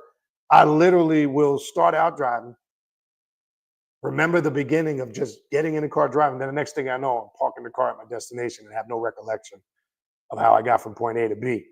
But I know the path because I've driven the path multiple times. I know the lights, I know the left turns, the right turns, this, that, and the third, and I have no recollection of stopping at lights, making turns, none of it. So you could just be randomly driving and be taken from your body. I keep trying to tell you that. And why does this happen? You say, well, how does that happen, Benny? How are you just saying some random shit like that? I keep trying to tell you, once you're in attunement with your natural alignment, your vibrational frequency, right? Your personal energy. When you're vibrating at the correct frequency, you have the ability anytime to go into that state of awareness and awakening. Okay? That's why it can happen randomly. When you're doing your ritual work and it's awakening these states within you through your mantras, your chanting, anything that alters your vibrational frequency to its correct tone is what's going to activate this. This is why you could just zone out. Shit, I've done it on the couch, just sitting there. And sometimes you could just be sitting there, or say you just out of the corner of your eye you start seeing shadows and shit, or images. I see my father walk through here in body sometimes, right? As crazy as it might sound. And what happens is all this stuff just becomes normal, because I keep trying to tell you, when you're alive on this realm, three-dimensional existence, and you speed up your vibrational frequency, you become less dense, you shed all those things that calcify the pineal gland, that keep you in a dense state where you can't receive whole light consciousness or intellect. That's when you just become a low vibrational frequency being. But when it's activated, I keep trying to tell you, you're like a jumper, as they say. You're jumping in between two realms simultaneously, right? You're living this existence here, right? Because this is one of your manifestations. It ain't the first time you were here. I'm not going to get into that. It's a whole class by itself. So you're starting now to see that you can jump in and out of this vessel need be, right? Because you're fulfilling a manifestation that has to be fulfilled here, and that's personal, right? But the real you, the etheric you, has the ability to jump in and out, right? That's what that movie years ago, there was a movie out a few years back, I think it was called Jumpers, if I'm not mistaken, something like that, or Jumpers, where they were able to jump to different dimensions and time periods. It's like a form of time travel, right? So this is real, right? And I know some people that might hear this that, they got to fact check. Well, oh, that's pseudo. Anything that's spiritual. See, I keep trying to tell people, everything that's spiritual by nature cannot be explained in a book. So yes, there's going to be those people who need a source or an author who said that. And I keep telling people who said that, all these books and sources you go to, do you realize at one point people considered those sources pseudo? They only became accepted when a multitude of people agreed that this has some legitimacy to it. But I keep trying to tell people, the people are quick to label something pseudo not true because they can't explain it, or they can't get a source or a book to validate it in accordance to what they learned. But just because you may not be aware of it, or you may not think it's true, or you may not be able to approve it personally, that doesn't mean it's not real. It just means it's not real to you. And I'm not telling anybody to accept any of this stuff. Let me be clear on that. I'm telling you, when you raise yourself up and have the experience of it, then it becomes a reality to you. So I can't convince somebody of a subjective personal experience until they've had that experience themselves. That's how this works. So that negates that whole pseudo shit, because people are quick to label shit pseudo in the conscious community when they can't validate it or explain it because they have no experience. Just say you don't know. Just say, according to what I know now, I might have to label that pseudo because I haven't come to that understanding, but also leave that door open. It just doesn't mean that it's not true. It just means at this moment in your understanding and your level of intellect, you have just not come to the reality of it. That's it. So everything that's spiritual by nature isn't going to be able to be fact checked in some book. Okay? That's the problem. So I laugh when I see all these people on these conscious platforms. Oh, bring your sources. Oh, that's pseudo. Right? So you're using sources from Dr. Ben. You could be using sources from Dr. Delbert Blair. Phil, don't you realize, like Phil Valentine, a lot of the shit he was saying years back, people considered pseudo. Now he's considered one of the most authoritative people in the conscious community. I always like to use Dr. Ron Karengi, who founded Kwanzaa, right? He was considered, a lot of the shit he was saying was considered pseudo. Look at go back to even further. You go back to some of your occult writers, going back to the I mean, shit, you can go back and find any authors a lot of them at the point that they were writing their stuff. At that point, people thought they were crazy. But at some point along the line where the masses started to embrace their information, then it became, that's a viable source. So let me give you an example. I could be here saying what I'm saying, right? Or somebody who has transitioned on that was here and was saying things the time that they were alive, people thought they were crazy. And then as time passed, the realization started to manifest what that person was saying was true. So at one point they were considered pseudo, and then when a person came to a higher level of understanding, then it became real. It was reality. So, but see, that's the trick. That's the trick. When somebody talks truth, when you see that they're attacked, not everybody, because some people are just bona fide nuts, don't get me wrong. But when somebody's really speaking something to awaken the people, they're always going to be labeled as crazy, pseudo, or that shit they're saying is nuts, right? And when you see certain people doing it simultaneously, that's usually a sign that there's an agenda there, right? And that's why I told you at the end of the year class, going into the beginning year class, one of their goals this year would be to silence those people that are trying to awaken people. And I told you how they were going to do it. They were going to try to, through low frequency, ELOs, extreme low frequencies, attack us mentally, try to get us sick, do shit to the food, do shit to the water, but psychic attacks, because they have the technology. If you have not built up your psychic self-defense and they know you are one of the illuminated ones that I was talking about at the beginning of the video, they will come to you in your dreams. They will try to terrorize you. They will try to send these low frequencies out to attack your brain, to get bodies. I told you, one of the biggest signs of them trying to do that, if I told you last year, and they just tried to, as crazy as this sounds, they just tried to get me again a couple of weeks ago. They try to attack you, and then through these attacks, they build up this extreme amount of mucus in your body.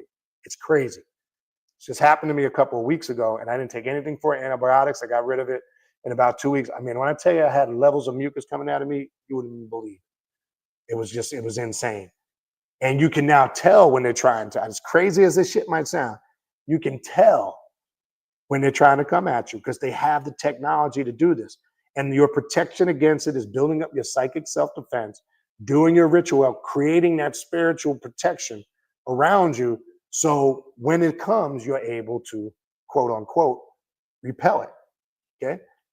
This is just as crazy as it may sound. I don't want to sound fucking Star Trek and sci-fi, but this is real shit. Okay? And this is why, if you've noticed over the years, this is why sometimes people talk about getting these intense headaches out of nowhere.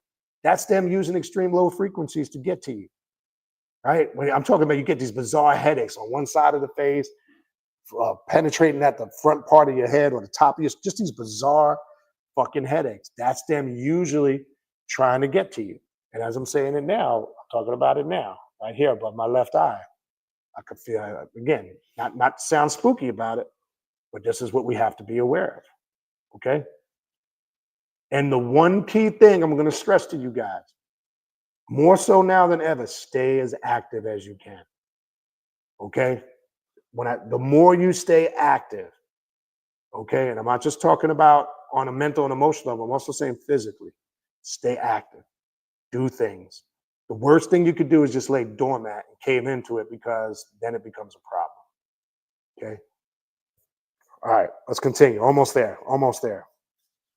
I want to try to finish this. I'm going to get through it. All right. All right. So Kundalini can be awakened voluntarily by meditation, body work, ritual, drugs. I reset all this. The involuntary release may have several causes, such as drug use, overwork, a severe blow or injury to the tailbone area, grief and extreme physical or emotional trauma, excessive fear, a life crisis, childbirth, menopause, and certain forms of asceticism. It almost likely to rise spontaneously in people who are sensitive and spiritually inclined, regardless whether or not they are aware of it. Once awakened, Kundalini seeks to cleanse all areas of the body affecting us on all levels, physical, mental, and emotional. This results in traumatic or ecstatic experiences depending on the type of blockages or distorted energy patterns. At the same time, we have to face all personal demons, which normally lie hidden in the darkness of the unconscious: fear, anger, lust, desires, fantasies, obsessions, insanity, etc. What do you think a shaman goes through? Why do you think the shaman is induced with hallucinogens? Because to be raised as an initiated master shaman, it's intentionally brings up, you're induced to this level of psychosis to bring up everything that exists in your subconscious mind. That's how a shaman is initiated. That's the process of a shaman deals with all of those things. Okay? And you technically, when you come on this path, you are going through a form of a shamanic initiation. This is what we do. That's what I'm saying. Nobody's really talking about this. We're still got people on these conscious platforms. I don't give a fuck about the Kemetic community and the Hebrew Israel. Who gives a fuck? Like, how is that shit going to help us in 2025? Right? Still having these old stale ass discussions that don't serve no purpose ain't going to help us. See, they love when you waste your time and energy on that. When I'm saying they, just so I'm clear, I'm just saying the powers that be that are trying to control things through money, through power, through systems of communication. Those people whose agenda is money, power, and control. That's who I mean when I say they. I'm not talking about some secretive group in the dark. They could be your politicians. They could be your wealthy folks. They could be your people who control economics, people who control social media and the internet. Any of those people that fit that description. That's why I say they. I just want to make that clear. So I don't want to, when you hear me saying they, I don't want you to think I'm talking about some spooky entity that you can't see. We know who they are. They're right there out in the open, right? Your judges, your lawyers, your politicians, your certain entertainers, not all, your wealthy people that control the natural resources, and although you know where I'm going with it. Okay. But let me continue. I'm almost done. And then I'll go to the questions in the chat. I'm kind of going to flip through this a little quick. So excuse me if it sounds like I'm rushing through it. I want to get through it. But then we'll discuss it.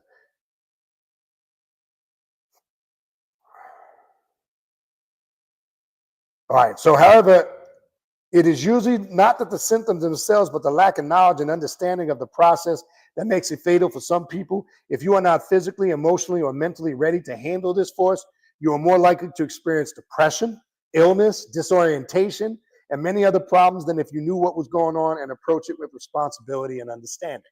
There's that term again, responsibility and understanding. Once the blockages are cleansed, the serpent force will flow unhampered, transforming the cells and mutating consciousness with each stage of the process, bringing us closer to self-awareness, self-realization, and eventually resulting in power and knowledge that we seek through this work. Also, throughout the whole process, we will have glimpses of this power and wisdom, so it is not a distant goal, but rather something that will keep unfolding us step by step with every practice we do and with each experience we achieve. Another mistake that many practitioners make while approaching this work is thinking that once we have gone through all these unpleasant symptoms that they will not happen again. False.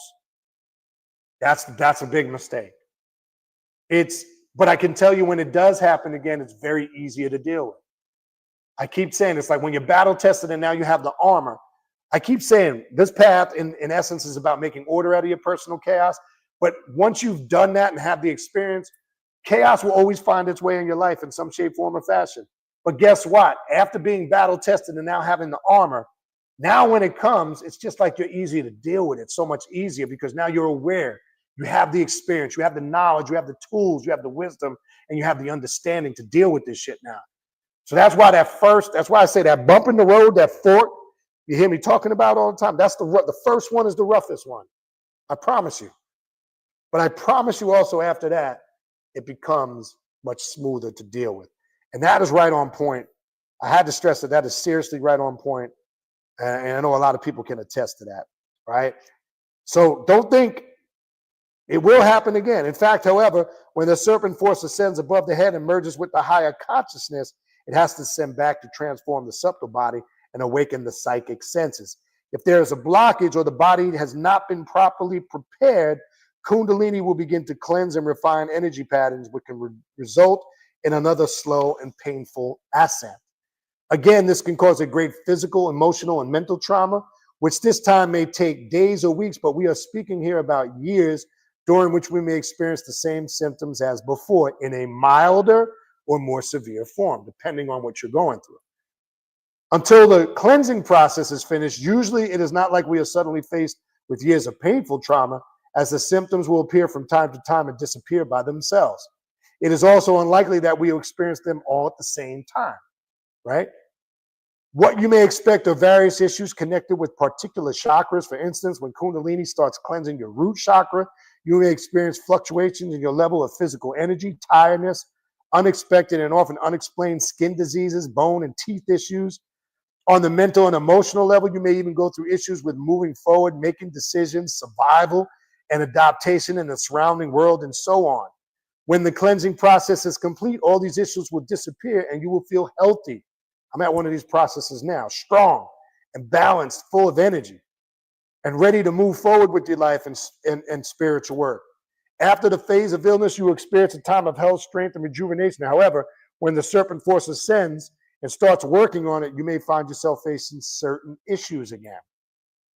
This time connected with the energy center in question.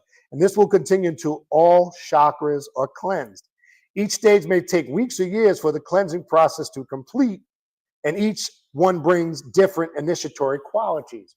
And this is why I say this is a continuous path of work, right? There's no such thing as any path where you're going to get on, oh, poof, puff the magic dragon, everything is perfect. Life is wonderful. People make the mistake in their life. I don't care what path you're on. I don't care if it's a path like this. I don't care if it's a New Age path. I don't care if it's Christianity, Islam, and Judaism. People tend to make the mistake when things are going good. They let their foot off the gas pedal. Oh, things is good right now. I don't need to do any ritual work, any spiritual practice. I'm gonna lay back because life is lovely. I say that's the more time you go harder on your maintenance work. Continue your daily meditations, your weekly meditations, your ritual practices. That's when you need to be doing your tune-up work, your work where you keep things flowing smoothly. I always use the analogy of a car. I don't care if it's a high-performance car. At some point, that car needs a tune-up in order for it to keep performing at its highest level. The tires need to be changed and rotated. The oil needs to be changed, etc. You can't just keep driving the car for everything. If it's a high-performance car, at some point, that high-performance car is going to need a tune-up. So even when it's running good, you do the things, the maintenance that keeps it running good. The same thing you do with yourself on your path. Just because things are going good in your life, don't let your foot off the gas. Stay consistent in your spiritual practice. People make that mistake. I see it all the time. And then when these ebbs and flows come, that's described in here, and that ascent comes and you're going through some difficult times, now it becomes overwhelming. You get swallowed up. Why? Because you let your foot off the gas. Okay? You let your foot off the gas. Oh, I got sucked in because money was coming in. Life was good. I was traveling. My family life was good. This and that. Then all of a sudden you start to see you're fighting with your significant other all the time. Your kids are giving you a hard time. Money all of a sudden started to slow down, right? Because you let your foot off the gas, right? You fooled yourself and thinking, oh, I don't need to do anything right now. No, you never stop. Don't stop, can't stop, won't stop, never stop. But you get my point. This is why you hear me say for years, what is one of the phrases you hear me say 1 billion times? Stay consistent in what you do. Without consistency, there is no results. I'm sorry, thank you. I see the super chat popped up. I'm going to get your question. I see it. You'll be the first one. Thank you for the donation. I'm almost finished with this. I see you, but I'll get you. I appreciate it. So don't let your foot off the gas. All right, let me get through the rest of this. So this is a lifetime work. This doesn't end. You stay consistent at this.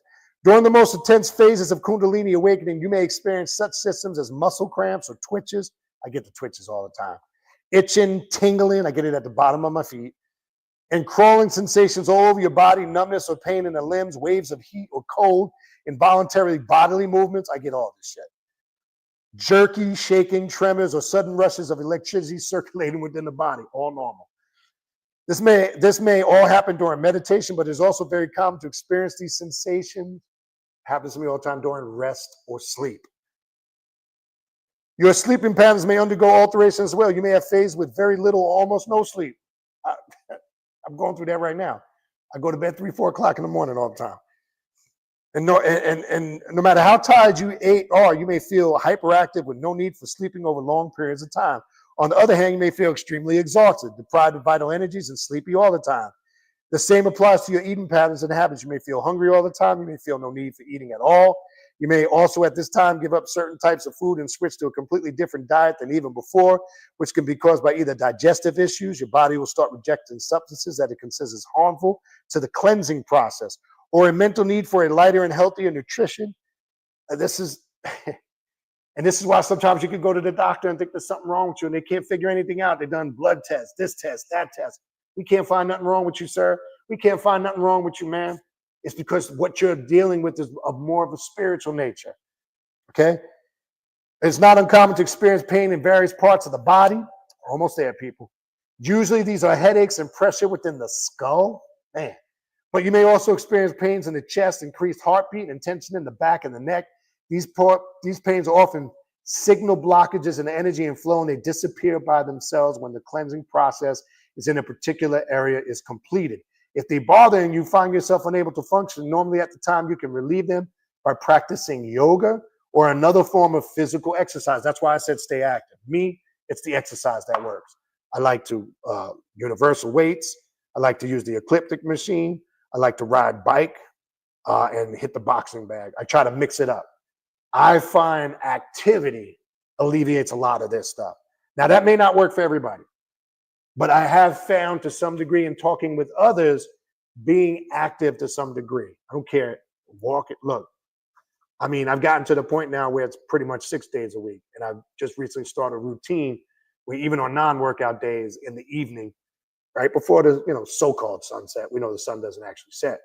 I do a 35, 4-minute bike ride around my neighborhood. It's so fucking invigorating. And then I find myself more alert and feeling better at nighttime, right? And I can't stress enough how staying active on that level will alleviate a lot of this. Being dormant, like if you experience some of this stuff and you just lay dormant to this shit, you're not doing anything, just think you're going to lay around and it's going to go away. It's not. It actually makes it worse. Okay? It actually makes it worse. All right? I see you guys with the super chat. I'm definitely going to get you guys questions first. All right? So, on the biological level, you may also experience fluctuations in the level of your sexual energy. In some cases, this may take extreme forms. Yes, sir. And you may feel horny all the time, no matter how often you have sex, unable to fulfill your sexual desire, or you may lose interest in sex at all and remain aesthetic for the whole time of the cleansing process. So that's another thing to understand. Your sex drive can go through the roof, crazy like that, or it can just go zero, zilch. And this is crazy because a lot of people experience this, right? All right. In either case, there is nothing unnatural about it, and you should not panic if it happens. On the psychological and spiritual level, the symptoms of Kundalini release may involve rapid mood shifts, mental confusion, difficulties while focusing on your work or daily activities, unexpected episodes of depression or aggression, and emotional ups and downs. Fluctuating from extreme sorrow and grief to euphoria, from paralyzing fear to extreme rage, crying and laughing, tranquility and agitation, an influx of emotions, and so on. You may have spontaneous visions, premonitions, revelations, and auditory sensations, such as hearing sounds that are normally not in your surroundings. That has bugged me out in the past. Ringing in the ears, buzzing of insects that seems to come from nowhere, music, voices, etc. This may be accompanied by intense sensations in the head, especially in your third eye or in the crown area, such as heat or pressure. You may experience the rise of the fire snake in a winding serpent pattern, or as the flash of lightning. It may rise harmoniously through all the chakras or skip some of the centers. Do not worry if this happens. This energy will get in there in the next stages of the process. At that time, you may experience intensified sensitivity, both to outer and inner impulses, increased sense of self-awareness and deeper understanding of inner spiritual processes, as well as heightened empathy and awareness of your environment. I find the emotional thing, I see certain things like with children, this might sound crazy. When I see the St. Jude commercial hospital about children with cancer, like you might get emotional, over emotional out of nowhere about things. I'm like, where's that coming from? This is where it's coming from. You will find yourself emotionally sensitive to certain things. Again, I know it sounds crazy, very normal. Okay. All right. The latter also includes being extra sensitive to other people's vibrations, and it is often easy to mistake this condition for being under attack from those people, especially if this influence is really intense. And this is why I said you become your spiritual frequency becomes very sensitive. Your vibrational frequency becomes very sensitive. This is why you just can't be around everybody and everything. You're going to find you can't have everybody in your circle no more. You're going to find certain people you have to drop off out of your circle. Somebody who you used to be able to vibe with, all of a sudden you're tapping into an aspect of them that is not vibing with you anymore. So this is why your circles of people tend to change. And you can't sometimes explain to them again why all of a sudden a person that I used to vibe with all the time, all of a sudden I'm not feeling it no more. That's because your vibrational frequency is evolving and changing on a different level than theirs. And you do become spiritually sensitive to other people's vibrations, whether you label that good or bad. You have to be aware of that. And this is why you're going to see as you grow your circle, I'm just going to be honest with you, as you get older, it becomes smaller. I used to, when I was young, I used to like to be around a lot of people in crowds and hanging out and vibe. Not no more. Occasionally I get in the mood for that. Like, for an example, I'm a season ticket holder for the Panthers. So you go to a sporting event, you're around a lot of people and a lot of energy, right? Like there's one thing I don't care if it's 2 o'clock in the morning, 3 o'clock, 4 o'clock. I cannot go to bed without taking a shower. Never. I don't care. I just don't understand how somebody can be out all wee hours of the night, tapping into all that energy. You could be in a restaurant, a bar, a club, a lounge, a sporting event. How the fuck do you just take your clothes off and go right to bed? You realize you're sleeping with that energy when you do that? And then not only that, you're putting it in straight into your bed. Okay? I know that sounds crazy, but I make it a habit. I do never get into my bed at the end of the day. I might take 3 or 4 showers a day. I take a minimum of 2 to 3 every day. Obviously in the morning when I first get up, and I have to take one at the end of the day. And sometimes things go on in between. You might take 1 or 2 in between. And it is true. We heard that statement our parents told, cleanliness is next to godliness. I'm just going to be honest with you. If you're a stank ass motherfucker, that affects you. You know, take care of your hygiene. Let's keep it real. Brush your goddamn teeth. Make sure that breath, you ain't got the dragon breath. Make sure that Kundalini dragon didn't come and rise up through your fucking mouth and your tongue. Let me stop.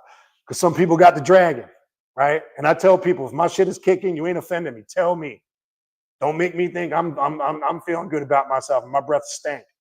You ain't hurting my feelings. Pull me aside. Be like, yo, brother B, your breath is kicking, man. Handle that. Because I'm sure as hell gonna pull you aside. Because I know usually people with bad breath got secrets. Now stop. Don't get me started on the bad breath jokes. But seriously, take care of your hygiene. Wash your ass. As simple as that. Brush your goddamn teeth. Floss. Put deodorant on. Put your smell goods on. Okay? Take care of yourself. Okay? And I'm super conscious about my goddamn teeth. I can't even tell you. I might have OCD with my teeth. If I got to floss every day. Like if I don't do certain things with my teeth, like it's weird. So I got a little OCD with teeth care. I don't miss a cleaning. Hygiene is important. All right. All right. So you will be sensitive to other people's vibrational spiritual energy. The same heightened sensitivity at that time allows us to interact with the deities and spirits, denizens of the other side, our personal guides and allies on the path. And the ancestors are a part of that, your blood ancestors. I'm not going to talk about that tonight. This happens through dreams, inner voices, astral travels, extrasensory perceptions, etc. It is not uncommon to establish in contact with your daemon/higher self. This is how the personal daemon emerges, people. It can't emerge until this process is done. You hear me talking about demonic integration work for years, okay? Until the personal daemon can emerge, this has to happen. Then it will present itself. The real you can now, it has stripped away all the veils of illusions, all right? You may receive teachings and guidance from the higher planes. You may experience spontaneous altered states of consciousness, astral projection, trance states, past life memories, insights into the future. We got one more paragraph. We're almost there. Mystical experiences and an overall sense of expansion of awareness. Finally, you may also find yourself creative more than ever before, exploring various forms of self-expression and following the inner need of spiritual communication through writing, art, music, etc. Man, I don't think people realize this is all aspects of that Kundalini energy awakening. And then the last paragraph to wrap it up. The whole process of Kundalini release usually takes years, not moments, not 1 or 2, 3 times, not occasionally here and there, years. And in many cases, it may take a whole lifetime sometimes. There's no rule that would apply to every practitioner, as this is all an individual matter. The psychic centers/chakras must be awakened, activated, and purified before our energy can be concentrated upon them. This opens access to our psychic faculties and powers that make us godlike. But this does not happen overnight. And if you want to walk the path of the dragon, you have to be prepared for a long and complex process involving continuous work in regard to both the body and the mind. In times when the serpent force is so intense that you cannot function normally in your environment, simply take a break from the magical work and let the energies get back in balance. And this is why I tell people, and this is why I try to do this during the holidays. I'm very selective on my work. Sometimes the best work to do is just pure relaxation. Chill, lay on the couch, watch a movie, get some rest, sleep. Just do some things you like. Go get a fucking banana split. Go just sit down by the beach and do nothing if you're in that environment. Or go somewhere. Or sometimes the best work to do is just, I can't tell you how sometimes just laying out on the couch and letting TV watch you sometimes. Like it said, sometimes you need that step back, relax, and to recharge. And a lot of people don't incorporate that, and that's important. These states may happen spontaneous, but usually they are triggered by intense spiritual work, meditation, powerful rituals, especially those of invocation, extreme practice and experiments. I'm not saying that you should avoid such situations, but simply approach them with responsibility and do not panic when their effects manifest in your life. Periods of bliss and burnout are a normal thing in the process, and you should give yourself time to regain the inner balance. Never forget about grounding practices. Think of taking up yoga or other forms of physical activity. Let yourself rest, sleep for as long as you need it. And above all, focus on just being in your present body. Treat yourself and take as long as you need to feel balanced again. And that concludes that. All right. So that's a lot. That's why I wanted to share it. That's real Kundalini energy, people. That's understanding the Kundalini. That's truly working with it. And if you're not learning it, in my opinion, on that level, then you're doing yourself a disservice, okay? All right, let me go to the questions. I'm going to do the super chats first, since they donated. Just how the process works. If you want your question to go to the top, you can do a super chat. I'll see it first. All right. So we got Igor Adami. Hopefully I said your name. Or no, Adam the second. I don't know if it's Adam the third. Am I saying it right? I'm just going to call you Gregor Adam. Kundalini yoga can be developed and used as a method of vampirism. Yes, it can. And we actually talk about that. And we have a class on the Patreon plays called Kundalini Yoga Meditation and Awakening class. And that is 100% true. There's a lot of techniques, especially when you or doing Kundalini yoga. In Kundalini yoga, there is a mantra for each chakra. It's a very simple practice, and you can focus on that specific particular chakra. And once you educate yourself too, as we also know when doing Kundalini yoga and understanding with the chakras that the vital organs of the body that are connected to that chakra. So you can actually do forms of healing when you're doing those mantras. This is just one of many aspects of Kundalini yoga. So yes, that is an excellent point. I'm glad you put that there in the super chat. And again, we actually utilize that as one of the practices here at Primordial Chaos. And again, we have a class. I think we got about, I don't know, 9 or 10 classes and counting on that, with one coming up. I think that's scheduled for next month, the next one. But for those that's on Patreon, you know, but I appreciate you putting that in there 100%. Let me go to the next super chat. And that is by Wrath636. Wrath says, gratitude for the session. I absolutely agree that the work is never over. You got to keep putting in the work and stay focused. Peace and infernal blessings. I appreciate that comment. And yes, I mean, self-explanatory what you said. And again, you have to put into the work. And it's funny how, and to that statement by Wrath, it's funny. And when I say it's funny, it amazes me how people will reach out with emails. Man, I'm doing, I'm not getting no results and this, and then there's no body of work to support. And I say, well, what are you doing? And they'll say, well, I did this. And I'm like, what else? Well, that's it. Sometimes, let me just be clear. Sometimes you could be doing ritual work for something. It may take 3, 4, 5, 6, 8, 9, 10, 20 times. You might have to stay at it, depending on how severe the situation is. So sometimes it's not a 1 and done, a 2 and done, a 3 and done, right? And if you think in your mind, stop thinking in your mind, this is like Harry Potter, poof, I'm just going to wave my wand and everything is going to be fixed. That's not how this works. So sometimes you might have to stay at something a multitude of times, right? And your intuition and your personal daemon will guide you through the process. It will let you know when it is finished. It'll let you know when to pull back. It'll also let you know where you got to keep going, right? I use candle magic for an example. If you're using candle magic and you know how to read your candles, by reading your candles, you'll know it specifically. If them candles are still muddy and cloudy when you're done, you're getting a lot of black, a lot of residue, a lot of wax drying up on the glass, and it's not burning down clean, then the spirits are telling you there's more work to be done. Stay at it. If your candles are burning down clean, you're not getting a lot of that black residue, and you're not getting a lot of the wax not fully burning down, it's just building up on the side of the glass, then the spirits, it's confirming what you're doing is working. I use the candle magic example because candle magic is a great practice, and it's very easy to communicate with the spirits through candle magic. I always tell people that do candle, yeah, I did it.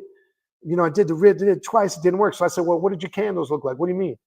I said, what did the glass, if you're using glass candles, and when you're doing something of work, 9 out of 10 times you need to be using glass candles to stay at it. Now, reading wax candles, that's a different story. How they burn down, how they form tapers, and that's a whole nother story. But I'm using the example with glass candles. And they'll say, well, the glass had a lot of black. It's real dark and black. I said, well, then the spirits are letting you know you got to keep at it. That's not it. Okay?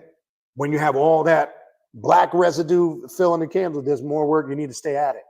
Now, if it's burning down clean and the glass is clear, you don't have any wax residue, because sometimes the spirits will let you know you still see candle might be burning fully down, but there's still wax, little residues or beads of wax still. It's not burning clean. And you got a lot of black, soot on it. Then the spirits are trying to let you know, no, you got to keep at it. More work to be done. Whatever you're working on, it needs more power, more focus, right? So you got to be consistent. Very important. All right, let me go to the top. Let me see how many questions I can get to. We're already over the 2-hour mark. So let me see what else I can get to here. I'll try my best.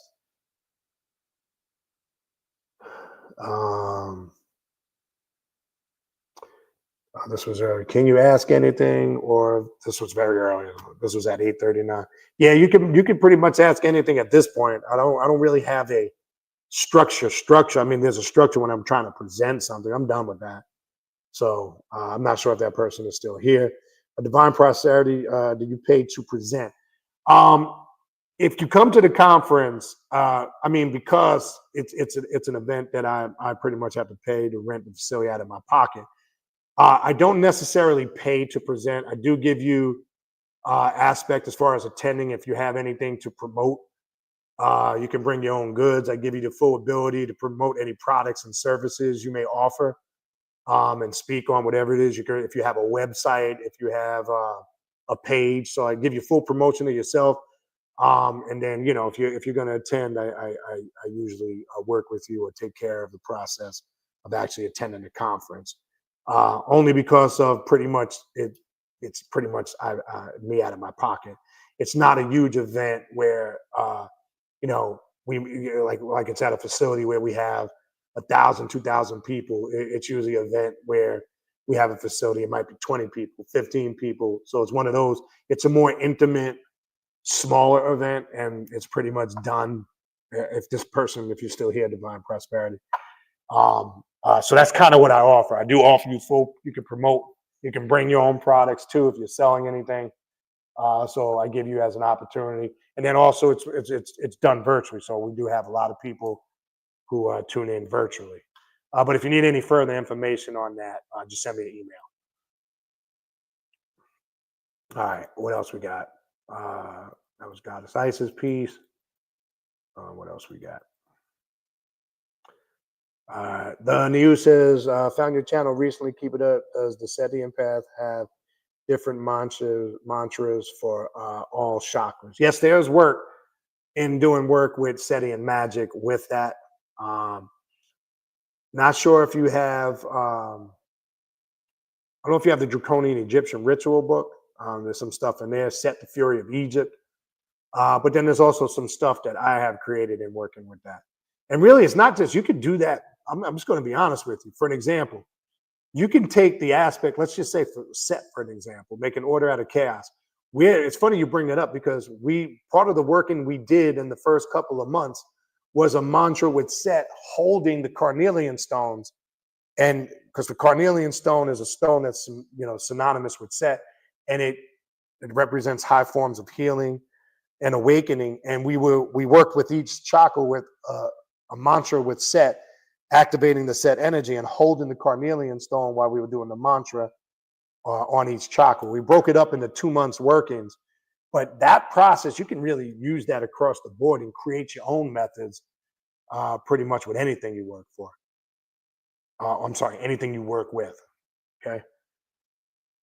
The Stone University City, Minnesota, sending love. Okay, sending love right back to Minnesota. What else we got?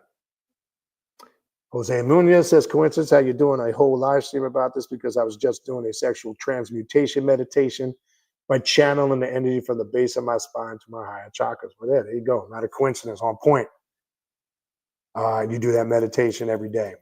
Yes, as I said before, look, the Kundalini energy with in reference to sexual energy can be very intense. I'm not saying this because I'm trying to promote myself as like some sex fiend, but I struggle with high levels of it out of control. And it could be a little bit frustrating. It can be a little blissful. And, you know, I don't have the issues with the low part of it, or not having no drive. And that could be a problem for some folks. It's the opposite with me. So I find staying active can also harmonize the sexual energy, because being active on a physical level, I can't stress that enough. I've said, you guys heard me say for years, exercising and going to the gym is so therapeutic for me, because there's nothing, I told you, there's nothing. I do music magic when I'm in the gym. I have playlists for every damn decade and genre, and I'm locked in. I got my music going, and I'm time traveling while I'm exercising. Exercising is very ritualistic to me. Same thing when I'm riding my bike in the evening around my neighborhood. I got the headphones and I'm locked in. I'm time traveling. I'm listening to music from all periods of my life when I've grown up, and as I'm exercising and vibing, I'm back in them times that made me feel good. And I told you, listening to music from your generation and era that activates memories of your past and whether it's your childhood or growing up, that were good moments, actually regenerates cells and heals you, keeps you young, right? Because it rejuvenates you at the cellular level. So I'm telling you, you can ritualize things like that. Really, in essence, as I've said before, if you understand this process and living in the present moment and now, your whole life is a ritual. I keep telling you guys that when you ritualize your entire life, that's when things start to change. All right. Mojo, greetings. That was earlier. Not sure if you're still here, but greetings. Benjamin Hill says, as your awareness expands, does your perception of time change? 100,000%. Now, if you're still here, I was just talking about that earlier through the video, 100%. Once you perceive time in what it really is and what it's not, your awareness expands on a whole nother level. And then again, I talked about that for a while earlier. So hopefully you were here for that. You should have been if you were still here. But that's a great question. And the answer is most definitely yes. Jose says, do you have any advice for me who's struggling financially? I haven't been doing any real magic for like 2 months because I got very depressed and I feel like my life is going to shit because of it. Well, we just went through a bunch of reasons why that could be happening, right? I think we touched on a lot of that. Now, again, not to get all in depth here because it's not the right place, but yes, there are. I would in this case, one, check also to get yourself back in alignment. Part of the problem is because you haven't really been doing anything spiritually. Like I said, as it said even in here, and like we were just talking about, when that sinks in, staying doormat is probably the worst thing you can do. I would step one, start getting into some consistent practices. Even you got to psych yourself out, even if you're not mentally in the mood, but just being completely doormat. What's happening is it seems like you're letting that personal chaos overcome you, and it sinks you into the state you're describing now. And then you can look into, for an example, I just posted a ritual. It's on the Facebook. It's on the Instagram page with Santa Muerte Nina Verde, the green aspect of the Holy Death. And it's for prosperity, it's for balance, and it's for good health. I would probably go on there and it's a very simple ritual. Some of you may have seen it. Some of you reached out to me. It's a ritual that I created and I posted it. I was compelled to share it with everybody because Santa Muerte, that was the communication I got. She said, put this out there. And it's very simple ritual to do. All the instructions are on there, what you need, how to set it up. I even have a visual, 1-30-second video showing you how the altar is set up. I would probably get into some form of work with a dark infernal spirit like that, which is a gateway deity. And that's what Santa Muerte is. She can open paths and remove blockages. So that's kind of what I would do. But step one, you got to get yourself back into a regular practice. To be dormant, that's pretty decent amount of time. And then start with a ritual like that with Nina Verde. I'm going to start posting rituals like that I could share publicly. And again, this is a ritual I created. You're not going to find that ritual nowhere. You can go look at it. You're not going to find it nowhere. So go take a look at something like that. If you're looking for prosperity, you're looking to get overall balance and harmony and good health, that's what the ritual is created for. It's real simple. Just need a green image, the Holy of Nina Verde, the Holy Death, a green cloth. I use fresh mint as one of the offerings. It could be fresh mint, bay leaves, or basil, but I find the fresh mint works the best. Small offering of rum. Also, you want to just take a small bowl, a glass of pure water, a green candle, charged, carve her sigil in it, real simple. Charge it. You can use, if you have a personal oil you charge your candles with, I like to use the charged Santa Muerte oil. Place her image in the center, everything in front of her. Copal incense, frankincense, and myrrh, dragon's blood can be used. And just the ritual should continue until that 7-day glass candle is finished. And stay at it. And then what you can do after that point is just continuously charge a candle if you have a Santa Muerte altar, or if you don't, it doesn't matter. Just you can keep charging a candle, replacing it to keep that energy flowing. Right. So I would try something like that. So hopefully that helps. Victor Venom DeVillain, what's going on, brother? Appreciate the shout out. Hal Ward says, what's coming will be beyond one's imagination. This I know, and the beauty of it all is going to be astounding. I agree. Yeah, even all the narrative of the negativity that's being portrayed, And everything that's going on in the world right now. I know this is going to sound crazy. Some people look at it as gloom and doom, but I don't. I look at it as the great necessary change. See, they tried to just instill all this negativity and fear.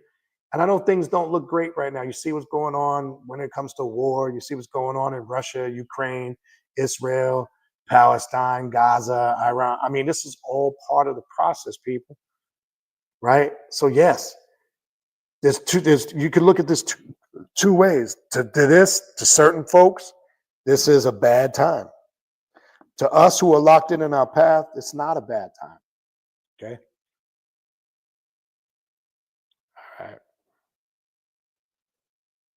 All right. What else we got?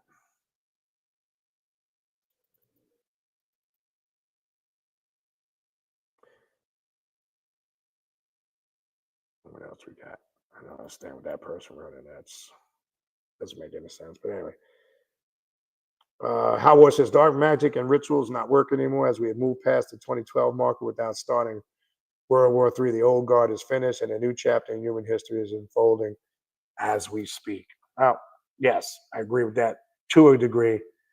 And it depends on what we're labeling. Yeah, the superficial aspect of what people are labeling dark rituals don't work if they're not for transformation and change. Okay.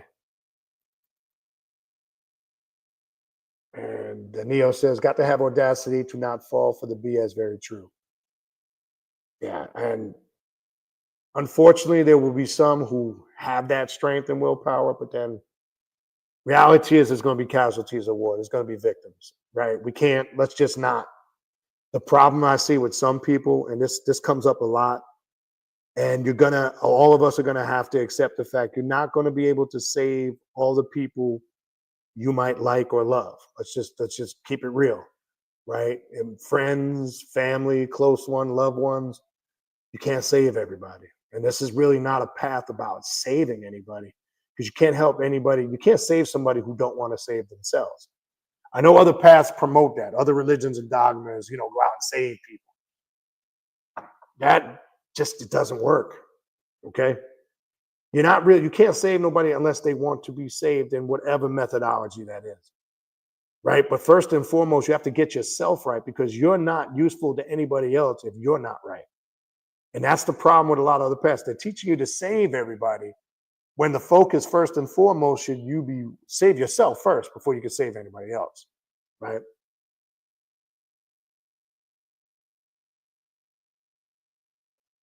Howard Ward says, my first conscious remembrance was when I was being taken out of a hospital by my parents at 3 days old. I was put in the back seat and went to sleep and woke when I was 3 years old. Okay. Breaking that linear time. Okay. Yes, not all tribes vibe. That's true. Primordial womb, isolated consciousness is vital. Jose Munoz says there's a guy on TikTok who keeps saying that. I think I heard of that dude. I saw that dude somewhere. I think not too long ago, somebody sent me a link.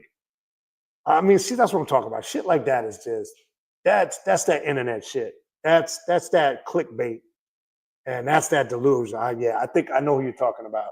I think somebody sent that to me. Okay, what else we got?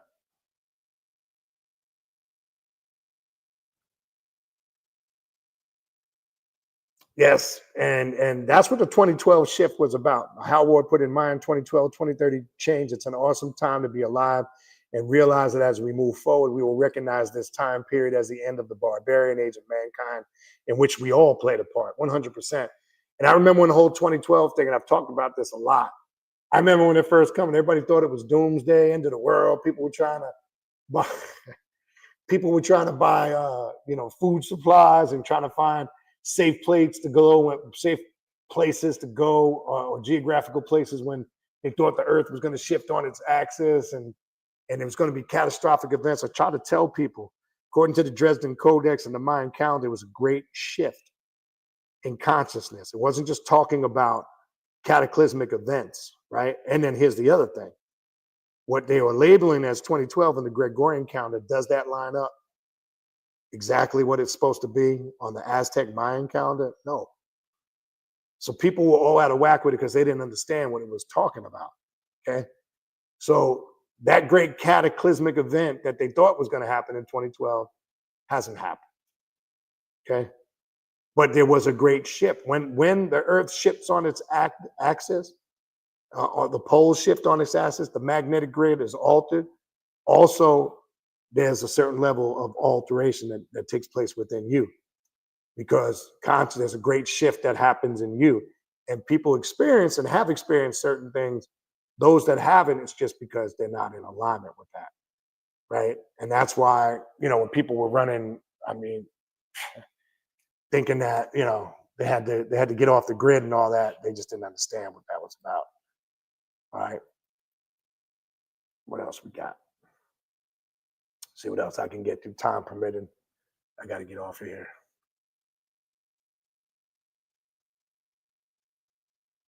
All right, I'm just looking for questions because I'm kind of pressed for time now. So if I don't read your comments, nothing personal, I'm just going to try to see if I can get to some more questions. But I see some people putting about, we were talking earlier, feeling drained or energized from rituals. All right, oh man, these are just comments.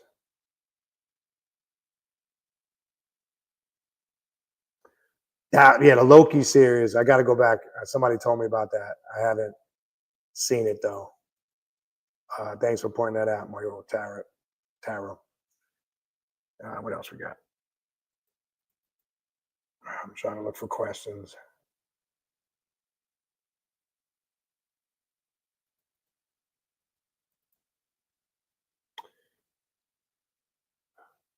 Jose Munoz says, "What is the best way to do shadow work?" Again, that's a whole class, right? I can tell you this, and it's not to divert you to that, and I'm not promoting it. I have a step-by-step process on the Patreon page. I'm almost 30 classes in, and I'll just brief summary because that's a whole class in itself. In those classes, I show you from step one. Journaling process is the best way, in my opinion, to begin.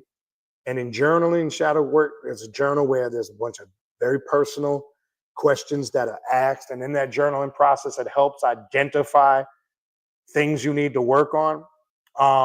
And then it goes there from some self-realization, right? Rituals.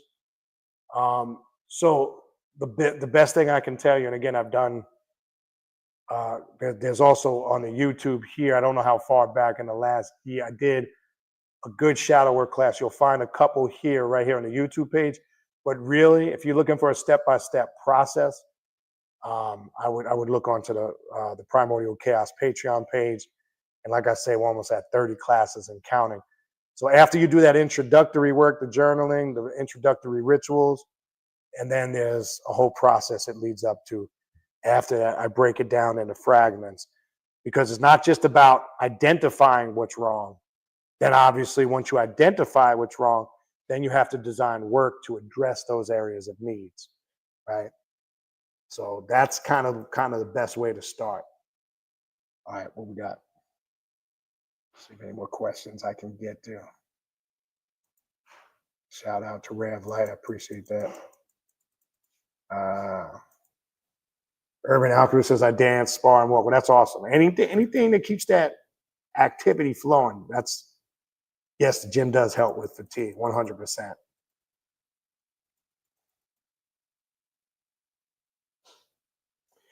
Yeah, that's rough when you're super sensitive around people and you're in a position where you've got to work with the public. That's rough.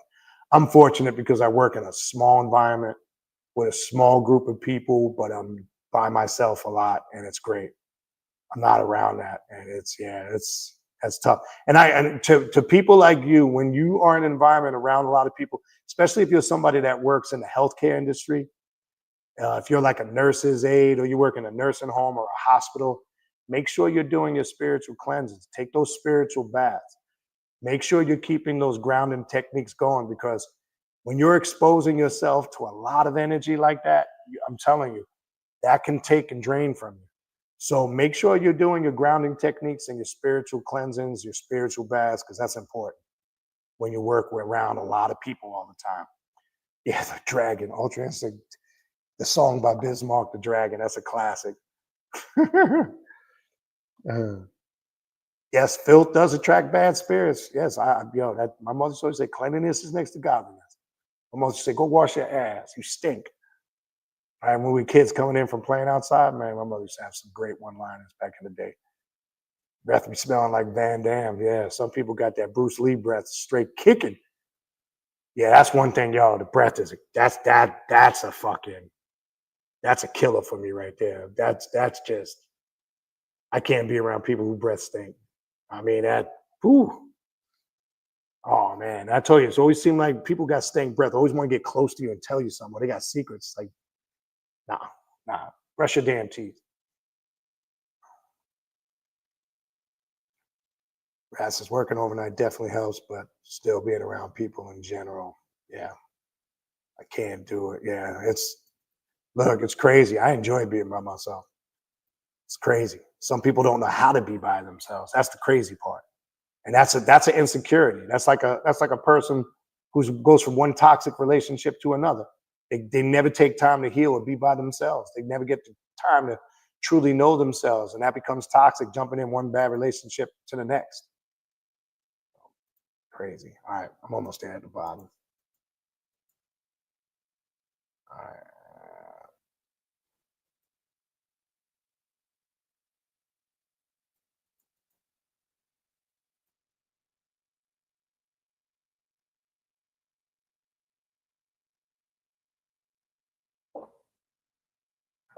Bulldog, I'm not familiar with that, to be honest with you. So I'm not going to lie, Berhati, I don't work with that. So I can't really answer that question, unfortunately. That's something I have to get more familiar with. Okay. What else we got?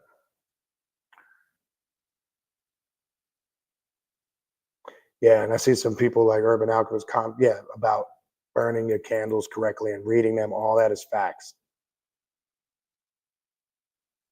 All right, what else we got? Sasuke Alter Ego. So if you're on Patreon, I would assume when following one of the group rituals, do we need to vibrate and recite everything that you vibrate and recite as you do it? No. You have to find your own tone and frequency. And the best way to do that, I've showed people to do that, is on the A to F scale. You can use, it could be a keyboard, and just take a mantra like Om, and you'll know when you hit it and you get the correct pitch. So no, you don't have to do it exactly the same way. And that's why I even say after we do it as a group, if you redo the ritual on your own, feel free to adjust and make the changes. Now, you got to find your own tone, your own pitch, and your frequency. So I'm going to do it in my tone and frequency. So no, I don't expect you to force yourself to do it in that same tone and frequency. So when we're doing them group rituals, do it in your natural tone. Now, if you've obtained that, another way to know you're hitting your natural tone and frequency when you're doing mantras and chanting, you'll feel that tingle right by the third eye on the top of the bridge of your nose, right where the third eye is. You feel a tingling and a vibrational sensation. So you can test it that way too. So no, you should do it in your own tone, your own sound, and your own vibration. Okay. Yeah, music magic is one of my favorite. Yep. All you need is that, your visualizations. Yes. Yes. And the creativity is off the chain. So Jose has a question. Do you have to be a devotee of Santa Muerte to do that ritual? Absolutely not. I know the traditionalists, don't worry about when you hear about all that traditional shit. People say, oh, if you work with Santa Muerte, you can't work with nobody else. That's that Catholic shit. That's not true. Totally complete opposite. You just have to be sincere and be focused on your intent. That's it. I know people might tell you otherwise, and those are traditionalists. No, just be sincere. Approach her with respect, because she is a goddess of the underworld. Her origins go back to the Aztec goddess of the underworld, and she's a path opener. She's a gateway deity. She clears your paths. Michael, send me an email and I'll send you a full list of all the readings that I offer, a consultation with a full list of prices. Just shoot me an email at that email going on the ticker there, KHNUM19@gmail.com, and I'll send you an email. Yes, saving yourself is the number one option, first and foremost. A hopeful art. Yes. Does activating one's Kundalini help with psychic protection? If so, how? Thanks. Yes. because it definitely activates your awareness, right? It activates higher states of consciousness. And most importantly, what did it say? One of the things, it activates higher spiritual faculties like psychometry, intuition, telepathy, all of those things. And when you have those faculties activated, that builds up a strong psychic self-defense, 100%. All right, what else for them? Yes, see, the myth, to Kenneth's question, I didn't know you could use the green aspect of Nina Verde for prosperity and money. How can you tell what different energies can be used for beyond what the books say? Well, you can tell what energies, one, from your studying and experience. There are other people in books too, outside of the mainstream books that always talk about Nina Verde just being used like for legal issues and criminal issues. Yes, that's the justice and the balance. But you'll also learn, for an example, and some people talk about it in books, and a lot of this comes through in my own personal work and experience, but Nina Verde can also be used for business, to sign contracts. If you're trying to get projects established, she can be used in certain circles because the green aspect of her, the green and that color represents, growth, change, prosperity. Along with the gold. And the gold's probably the most popular aspect in dealing with money. But see, you can't just work with Nina. What I found out, the difference though of the energies, for an example, you can't just take Nina Verde and when you're working with money, you have to also include, it can't just be solely just for money only. I found in my experience, if you're including prosperity, you also have to include some form of balance, because overall her aspect is dealing with balance and justice. So when you're working with her for prosperity or finances, it's more because you're coming to her because there's an imbalancement in the money and the balance and the finances. So that's kind of the more governing factor to it. And that's how you decipher between the different energies, right? It can't just be, now if you're just going to go straight out money, hardcore finances, then you probably more want to go to the gold aspect. So I combined in that ritual overall balance, mental health, emotional health, physical health, along with, prosperity on all levels. And the prosperity is not just finances. The prosperity is growth in all those areas, spiritually, mentally, emotionally, physically, and yes, financially. Right? So there has to be those governing factors, because remember, her main focus is balance and justice. And balance and justice is just not limited to criminal law or issues with the judicial system. Even though that's one of her main focal points, that's her strong point with the green aspect, no doubt, if you're dealing with legal issues. So, yes.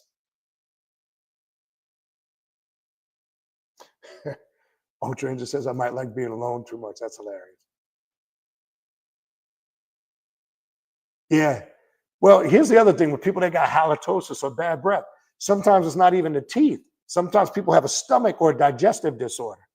Right? Go look up. Halitosis is not always just called about, it's not always caused just, sometimes it's bad dental hygiene. It could be gingivitis, or a person don't floss or clean their teeth, or they don't get, dental treatment when they need it, like cleanings.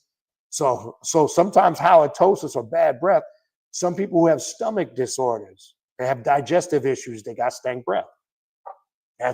Go read up on that. I had to look up on that because I had a buddy, I ain't gonna say his name, I had a buddy who had, going back a few years, and I knew this dude. He took care of himself. He used to brush his teeth.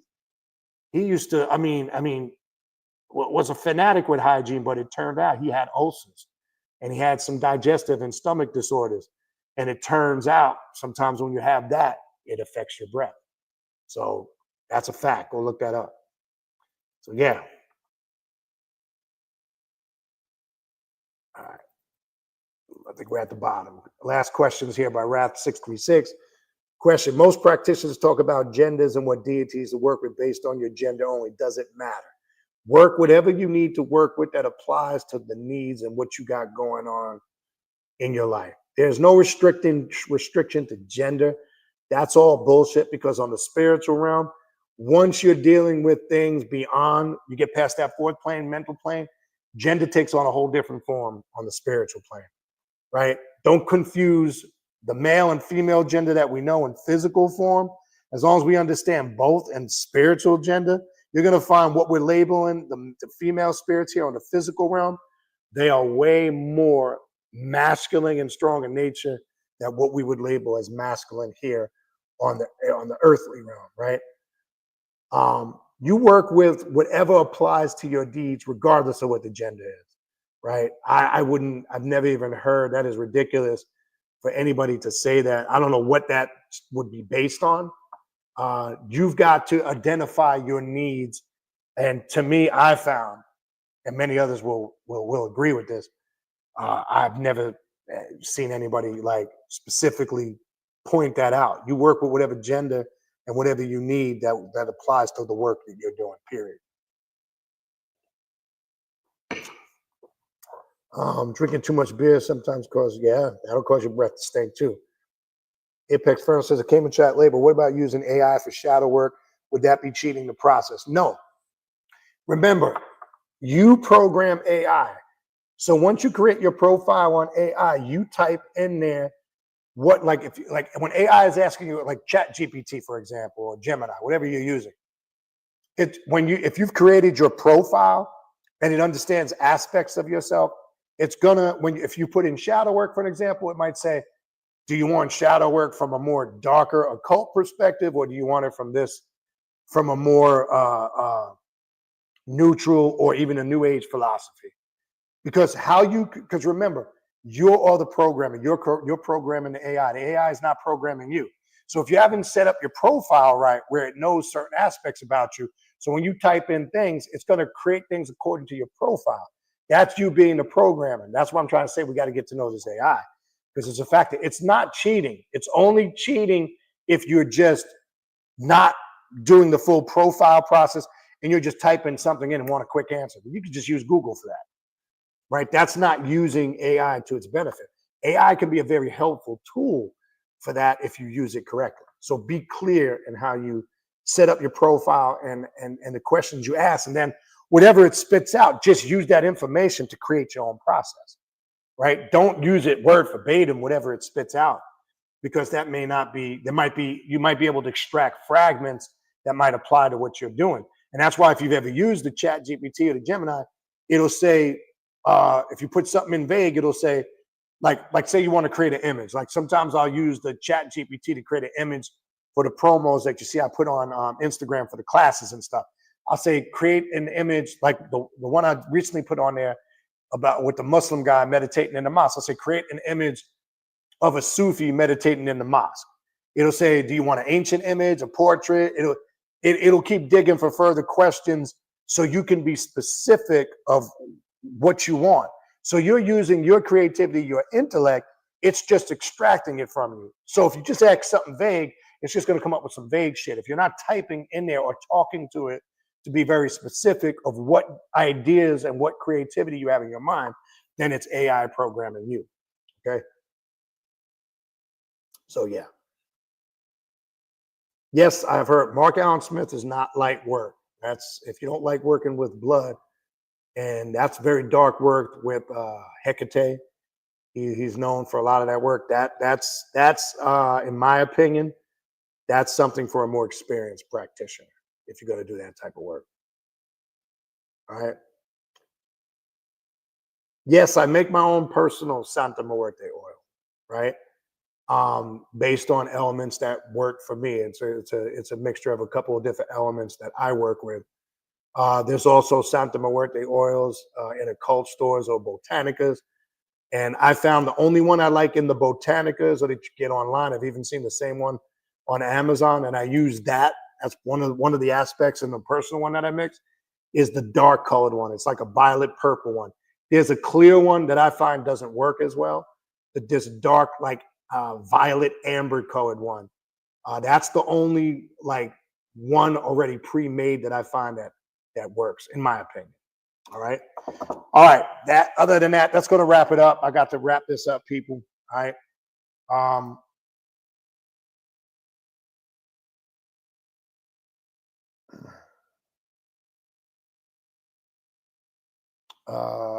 I've been using, let's see this last one here.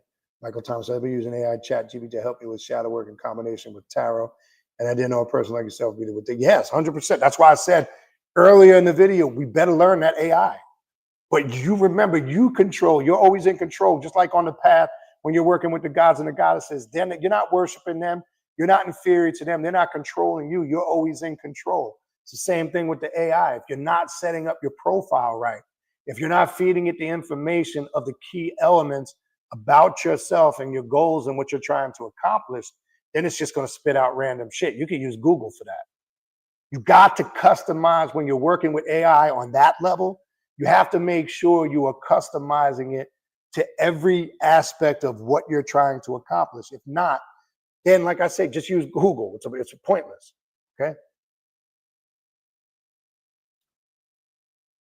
All right. But anyway, listen, I got to wrap this up. I got to finish some stuff up. Got to get up early in the morning. I appreciate everybody tuning in. Again, I know I haven't been getting on a lot with lives. I try to get on once a month. Sometimes it don't work. So I enjoyed getting on here. It's been a minute. I'll try to get back on when I can.